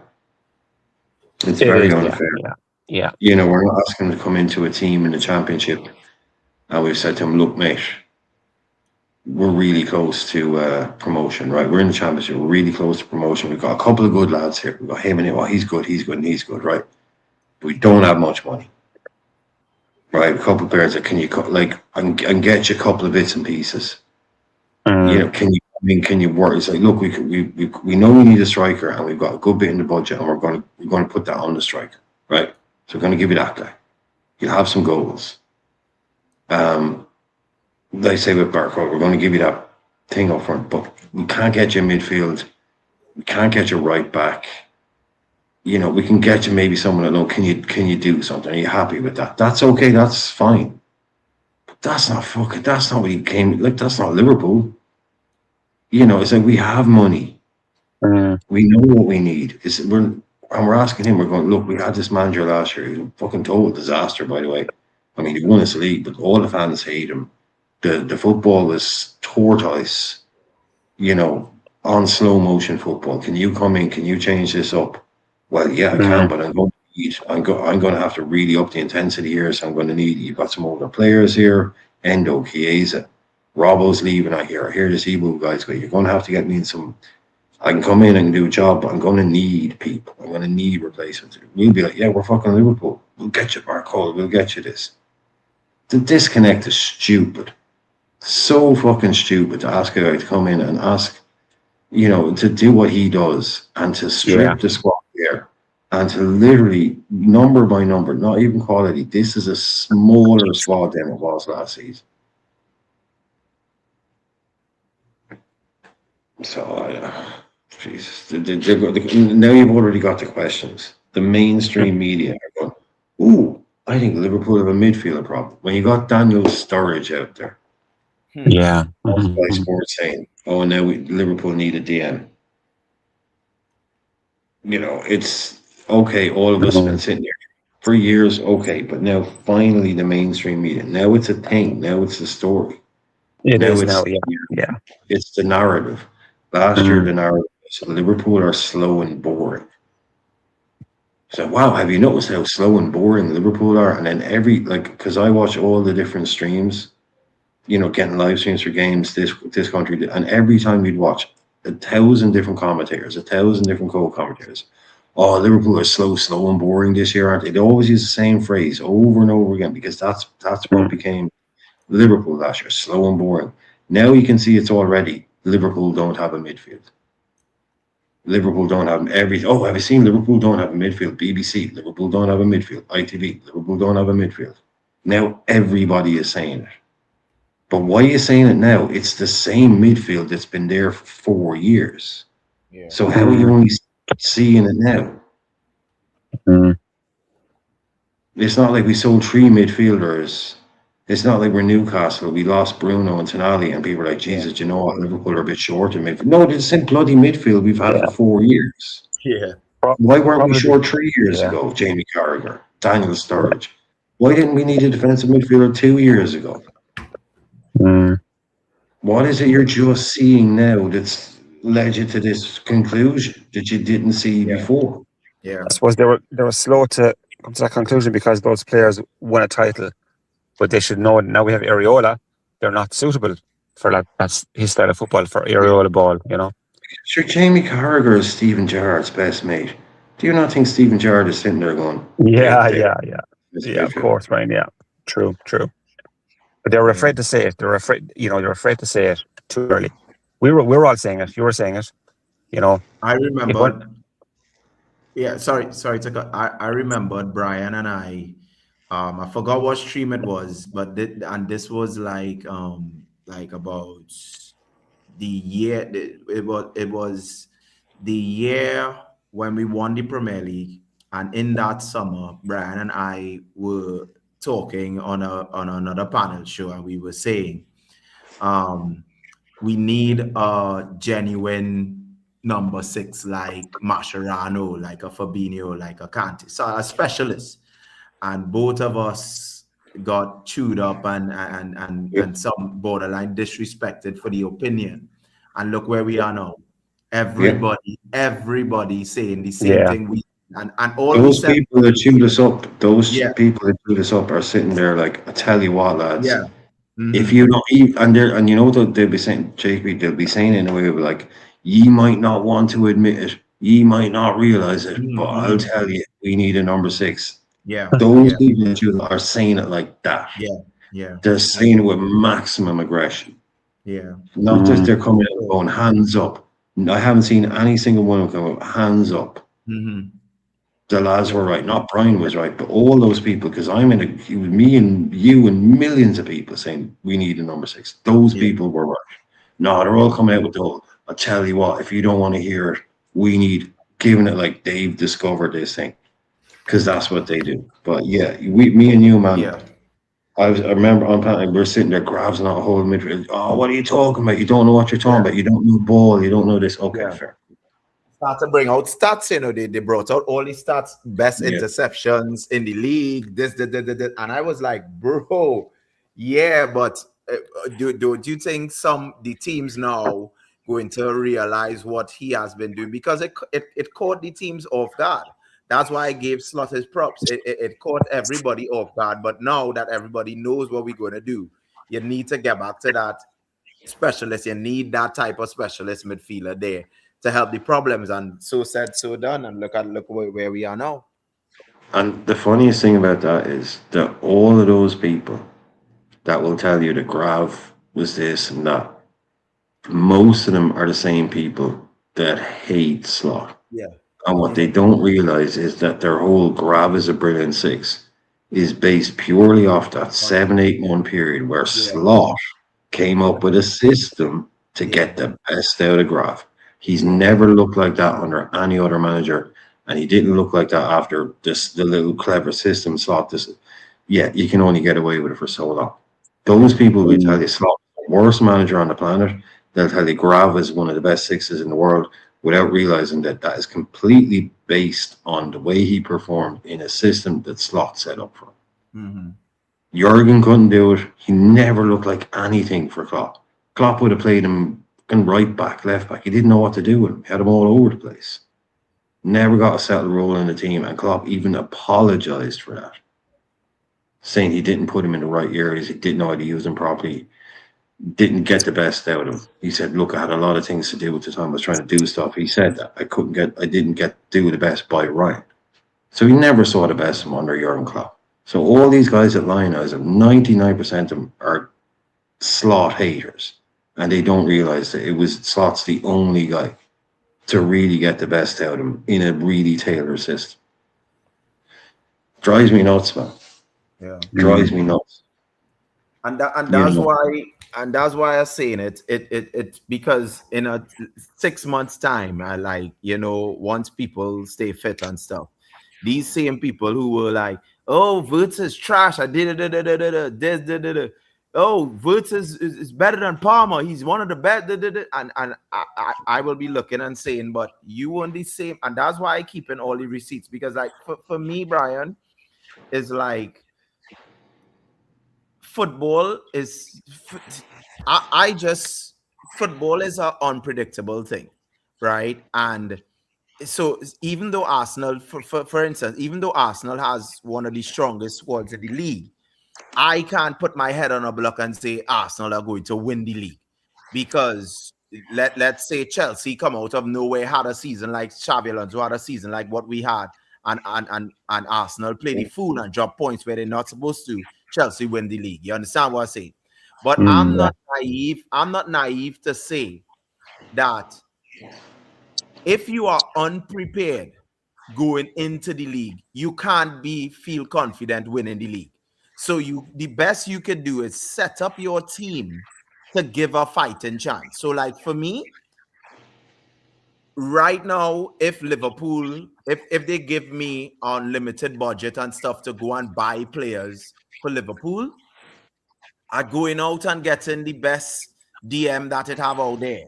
I'm going to get right back and left back cover. I'm going to get just like I'm going to get a cover for until STK comes back. Right, I will get the back holders so that you have a squad going into the season with depth, right? And for me, I don't realize it kind of hurts me when I see people just criticizing, oh, Vert's not good, Isaac not good. And I'm saying, like, but those are the two best players that we have on the team. Why you criticizing the actually two people who, in a few games' time, when they score goals and they get assists, you're going and jump up and say, and the thing. So for me, it's just difficult, bro. It's difficult with these Liverpool fans at times.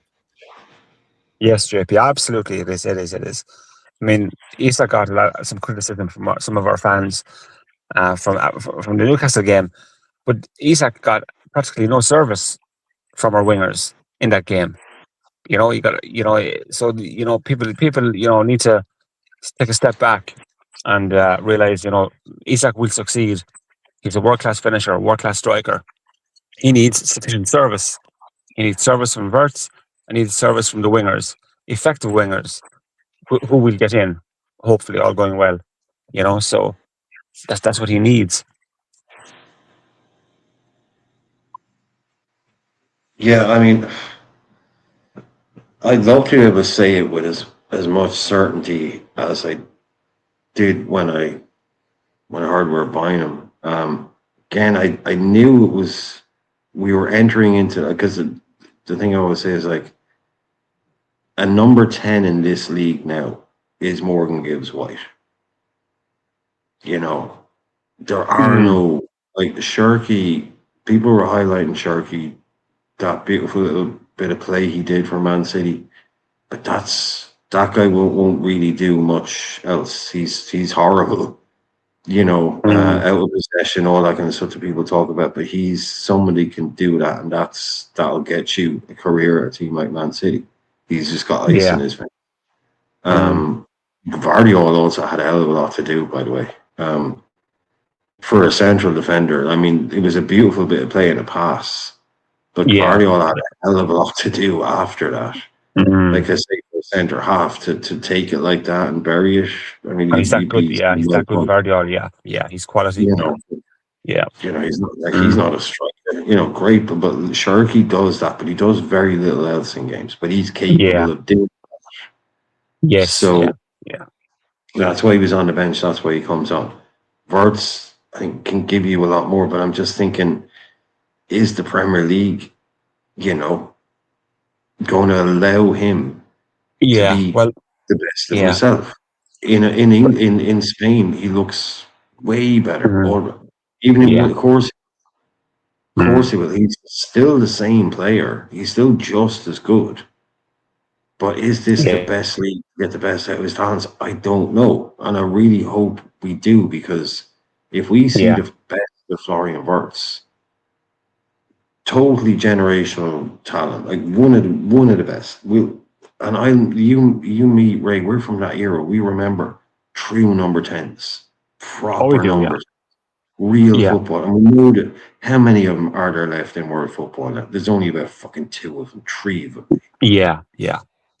Totally. We've got one of them. Of them. So to just the Beersley, the Coutinho's, typical bloody Liverpool, we bring in a number 10 when they're not really a thing anymore. It's the most physical league in the world.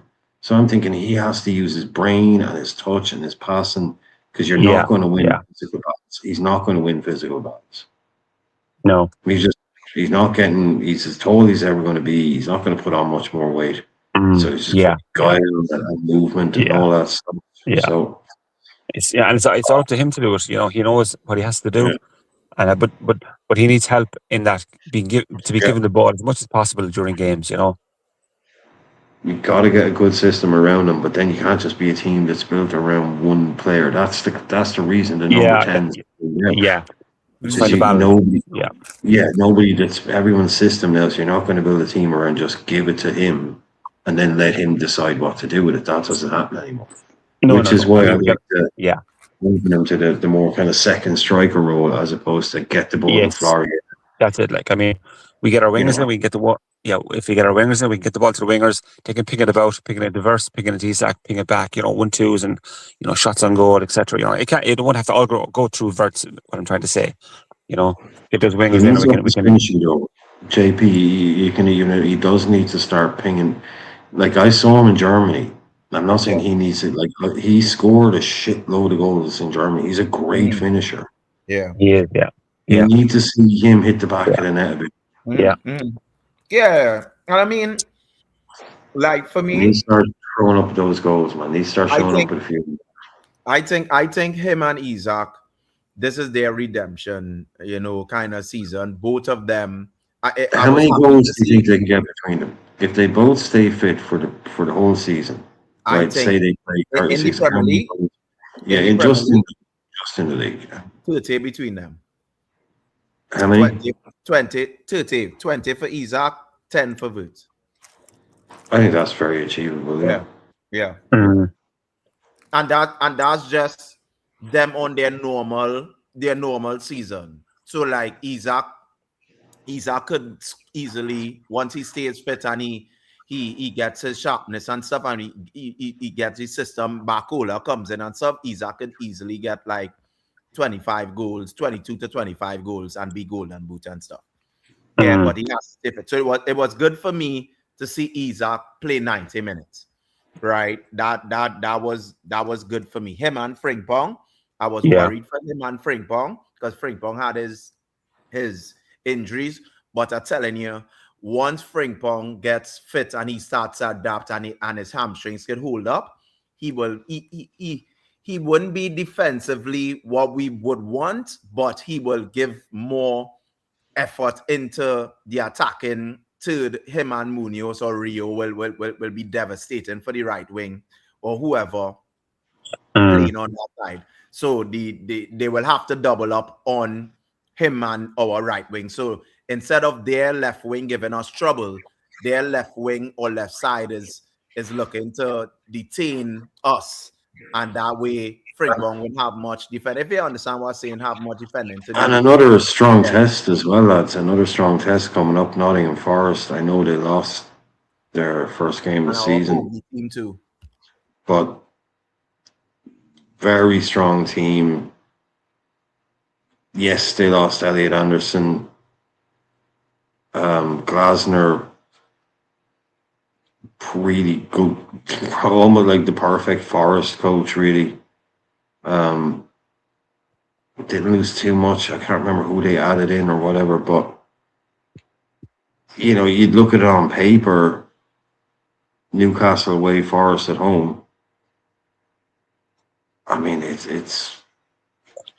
don't really want to play Forest. I don't like playing Forest. They know how to get this. Especially Forest managed by Glasner, Glasner, exactly. The two teams that freaking beat us last year. The bane of our lives, Forest. So now you got the Palace manager at Forest. I mean, he'll have them set up and drilled very well. Like, it's going to be tough. Was it away? Oh, who beat them? It was a bad loss. Was it Ipswich?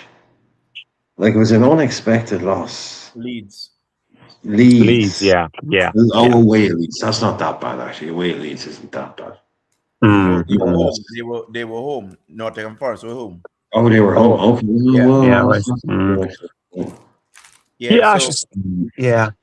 But they're strong. They'll still be a very strong team. It'll be tough. I actually think is the game for Liverpool. So in terms of with the start, because remember they will be looking for a point. They will be looking for points because they didn't get a good start, so they're not going to come gung ho, and we will be able to have the possession set up properly. And the likes of once you have the possession and your pepper in their goal, the likes of Isaac will be able to feed off scraps or to feed in the box. So I actually think it's a good game for us, right? Early morning. So the only worry I have with that game is that if we don't solidify the defense and we give them a goal, it becomes even harder because they're going to defend even more in a low block. And that's my worry. But once we can keep them out and protect our back four and protect our defense, I think the likes of Wirtz, Isaac will come through in this game, but we can't put them under more pressure by conceding silly goals. And that's my worry. If we give Wirtz and Isaac and the wingers the platform to go and express themselves, we will be fine. But if we go down to a silly goal, then they go into defending a low block, and nobody likes playing in a low block because it's very difficult to break a low block, especially if they have something to hold on to. So I mean, we will have to see. Let's just. I think we have a good run of fixtures coming up. Nottingham Forest, is Ipswich, Fulham, and Bournemouth before Man City. So I think we have 4 winnable games, right? And if we get those maximum points going into City when they come in Anfield, I think our fan base will be a little more on Iriola's side and stuff, but it's game by game, you know. We have to take it game by game. And that's my only worry, the defense. I just worry about the defense. I have Isaac is going to score, Wirtz is going to do well. Gakpo, Gakpo and all score. So I'd be a little concerned. My only concern for Forest game would be unless we have Rio on the left and Munoz on the right, Isak will not get the ample opportunities he needs to score goals. We need to get them two on the pitch from first minute. To give Isak the best opportunity to get the goals, get the balls in the box, and Wirtz as well, get them all involved. It's going to be Gakpo. Gakpo may be sold by them, but if it's Gakpo on the left and Rio on the right, I'm not that confident Isak will get the supply he'll need. So if we're going to pepper Forest goal with balls into the box and shots on goal, we need to get the wing. Milenkovic, you got Mario, strong centre half partnership. You got Neco Williams still there as well. It does really well for them now. I think Munoz would have a great chance up against their left back. I think he could tear us under. We got Alaina. Alaina, Neco Williams, Mario, Milenkovic, obviously. Diamande, they'll probably play with the back three. They brought in Diamande from. They did. I were linked with for years, so they'll probably go with a back three. Mario, Diamande. I don't know if that's what they did in their last game. I'll have a look, but. Milenkovic, top player. Mario, great little player. Very good player, Diamande, good player, new in the Premier League. They got Dominguez, they got Ryan Yates, they got Schlager. Sangari, the shit Sangari. The shit one, it's. And then they got a couple of players up from. They got Hudson-Odoi, Wood, Chris Wood, we just need. But we get the ball. We can't concede set pieces. We try not to concede set pieces. They can cause problems in the air. They're good. They're good at set pieces. Forest, like some Mario and Co. For corners and free kicks, we got to be careful. Get the ball, keep possession, wear them down, get the goals. Play the high line, areola ball, high line, and keep pressure. And as well, Brian, I don't think Forest have the pace up front to worry us in the transition. Chris Wood won't do it. So we might have a bit of luck there. Jesus, can you imagine Chris Wood in a race with Frimpong? Like, he'd beat him twice. Like he beat Yeah. him to the ball, come back and beat him again. Yeah. Van Dijk could You probably know, even beat him. I'm not sure if he starts. I don't know. Igor Tudor, they got that guy. Yeah, he's all right. Yeah. But, hopefully we can do the But it's business. not really about that, is it, with Forest? It's more about the kind of overwhelming, overpowering. It can come from anywhere, kind of like, It can, I yeah. know in behind us. I can see it happening again. Yeah, I can yeah. like I don't see any world where we change enough between yesterday and next Saturday Yeah. Mm, with the same players yeah. for us not to be at least susceptible to the same issues. Yeah. I'm not saying we will see, but there isn't a world where we don't get caught Yeah. out in a high turnover, and maybe it doesn't rely Maybe resuming. there'll be a little alignment, a little readjustment with what I said I earlier. mean, yeah, maybe, but we will still have the same issues. We will still press Yeah, high. We will still we get will. caught out. Yeah, But a team yeah, like that just is like bang, ready to go. Aina in yeah. behind, white, off you Mm, go. yeah, Pace, power, runners all over the place. yeah. We'll probably concede two. You We know, really, yeah, on a bad yeah, day we'll concede two because we'll push high. We'll make a few mistakes. yeah. And we On really a need to good win this day, game. we don't. But on a good day, we don't. But you know what I mean? Like, Yeah, I'm expecting. Like, I don't want to blow my own trumpet. I don't do the whole blowing my own trumpet. But I remember speaking to the lads, and we were halfway through the first season with Slot, right? Maybe kind of Decemberish, definitely halfway through. And I was like saying to the lads, like, a lot of people say, "Oh yeah, look, geez, the football ain't great, but hey, look, we're winning games." But everyone knows the football isn't great. And I kind of came to the conclusion. I said, "Lads, do you know what? I think that even with this guy, even if he gets us playing the way he wants us to play, it's not actually going to be very attractive football. It's not like that he has this end game plan where we're playing like this now. Like, I kind of just had this feeling with Slot. It mm, was just, no, even if this guy gets us playing like the best version of Slot ball, it's actually going to be kind of dull. Like, don't be expecting this to change. That's just what I was like. I can tell with this guy. It's like his football is safe, and the best version of his football is mm, actually going to be kind of dull, boring football. And with Iraola, it's like it's pretty obvious where the flaws are going to come. Like, we're going to get turned over a lot. It's going to be heart attack football, lads. yeah. There's going Oh to yeah. be lots of like, oh shit, like Mm, the stuff. As I said before, I watched the video last week, and this guy had titled it something like really soppy, but it's like uh, 10 minutes of teams turning defense into attack. And it was Liverpool. It was basically Liverpool defending a corner, right? And 4.5 seconds later, corner gets swung in. We're defending the corner. 4.5 seconds later, red arrows.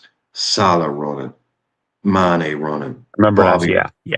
Trent Mm, ball behind, bang, so quick.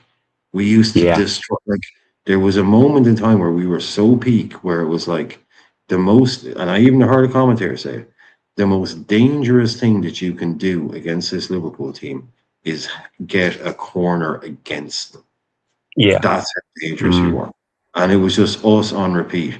And I can see a shitload of teams doing that to us mm, while Iraola is bedding his system in, because he doesn't have the players to do it properly, but he's yeah. going to play his system, and we will get Mm, turned over. We're going to be sitting there thinking, going up for a corner here, nice work, we got a corner. We're about to score from a corner, and 4 seconds later, we're going to be, oh shit, they're in behind. That is yeah. going to happen to us a Mm, lot this year. A lot. yeah. And we have to get used to that. We have to expect that.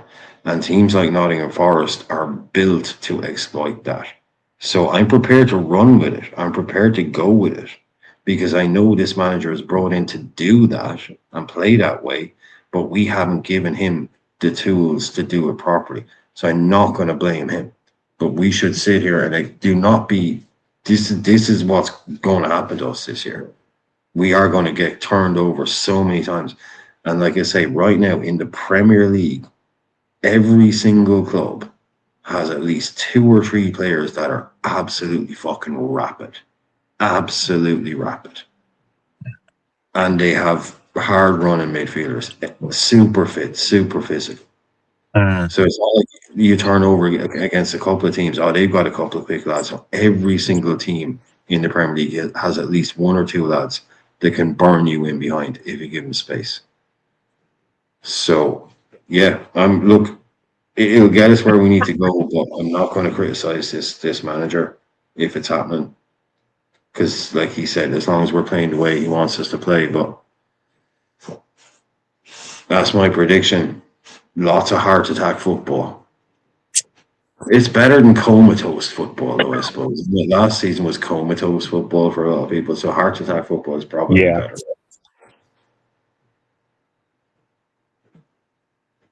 I know we've got Crackling Joe in.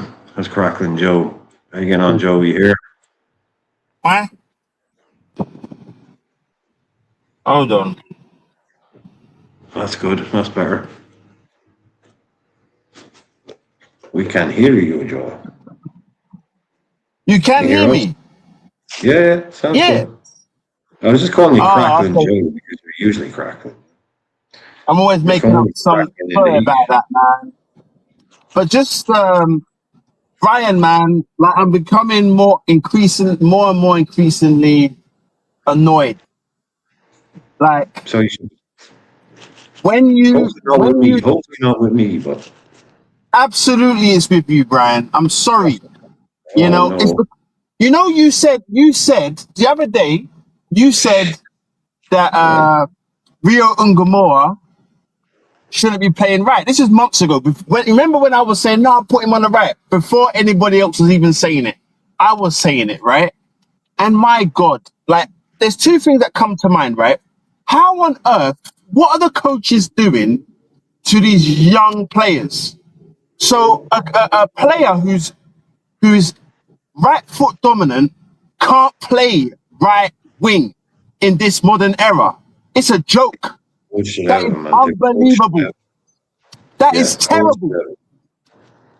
That's terrible. But that's what's happening. So there's that. It's all lefties on the right and right foot. Yeah, it's all. Yeah, nobody now goes up through an academy unless you're like a real special case, like a Kvaratskhelia or something. Yeah, you're left footed, you play on the right. You're right footed, you play on the left. That's crazy. You've got to be able to play. You've got to be able to play both. You've got to be able to play both, man. But seeing that Rio can't do it at this precise moment in his development, even at the tender age of 17, I still find it alarming. Yeah, that's why you want to be picking up some of these guys, Joe. I mean, we need to be going back to the 90s where you need to get like at least 2 more years of street footballer into them, because they're getting scientifically fucking programs through these academies at the age of 12, 13, 14. You know, just a little bit more of that natural. I can go on the left, I can go on the right, I can go here, I can go there. That's what you want, just that little bit of ability in it. But, it is, man, it's like the number 9s have been coached out the game. Yeah. It's bad, man. It really is bad. I'm actually annoyed with being wrong. Like, I don't mind being wrong, but I'm annoyed with that one. I was expecting to see Rio. Rio could still come good on the right. He's still young. But my expectation was him to come in and do that job pretty seamlessly. It did look lost, but I mean, none of us can say what Rio is going to be when he's 23. He could be a false 9. Messi did. I'm not saying he's Messi, but Messi came in on the right wing, then he became like a number 10, then a false 9, then a number 9. But maybe Rio just spends his whole career as the world's best left winger. Cool. But the other piece I wanted to share with you was that the Bournemouth goal. I mean, not Bournemouth goal. It was the Bournemouth goal. The Semenyo goal last season is the Elanga goal. It was almost identical, man. And that's another reason why I'm just worried for this season. Like we are looking like Slot has left his footprint, and that's real bad, real bad. He left his footprint, man. We don't know how to defend on the counter attack, which is just a joke.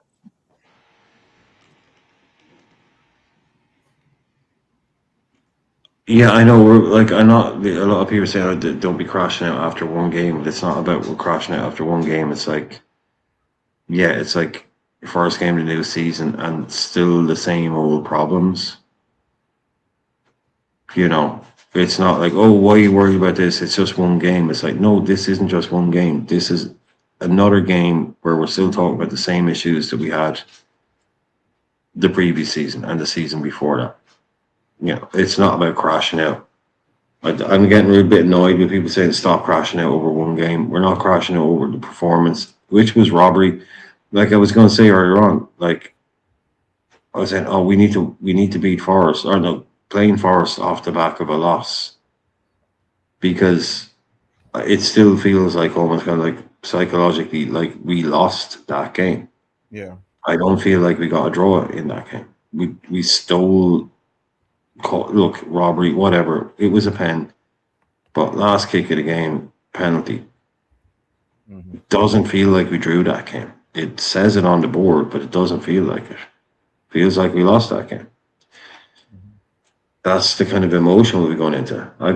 We have 1 point, but it feels like it doesn't feel like we did anything in that game. Sabozlai, and again, it really worries me that, you know, on the back of a terrible performance, Sabozlai, his whole response is to do the whole shut the crowd up, hand gestures and stuff.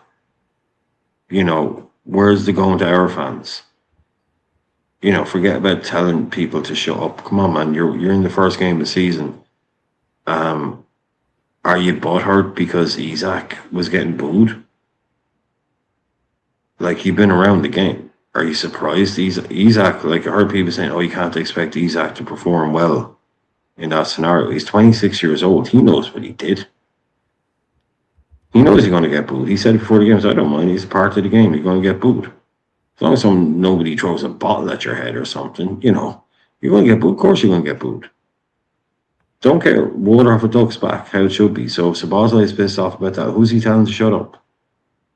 You know? Grab it, like I said, stick it in the back of net, run in, grab it, run back to the centre circle, slam it down on the ground and say, come on. I'm telling the crowd to shut up. Man, this guy for me. I mean, I didn't want to say it so many times. I thought he has everything in his boots, but I don't know, man. He's not the real deal for me. He doesn't have the mentality.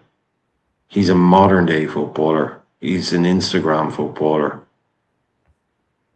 You know, he just doesn't have the heart and soul of it for me. Can't decide a game, can't destroy another team mentally, can't dominate a midfield, can't go to war. He cannot go to war. See him do it for Hungary, all right. Looks like, you know, all of that, give me the ball, I'll go here and there. But for us, he cannot do it. He just cannot. He doesn't strike fear into anybody. So, yeah, give him a ball. You know, 25 yards from goal. Okay. But other than that, no. Not a chance. You go up against the biggest captains, the best captains. I don't know. I don't want to say show pony on it. I think he's okay, but he's probably one of the most overrated players for me at the club. Nowhere at the level that we need. He's not a Gerrard, you know. Obviously, he's not a Gerrard, but he's not even a Lampard.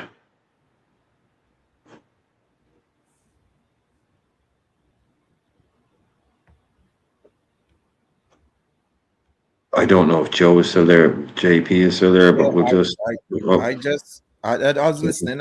Me personally, as I said before, to me, he's a excellent squad player to have on the bench.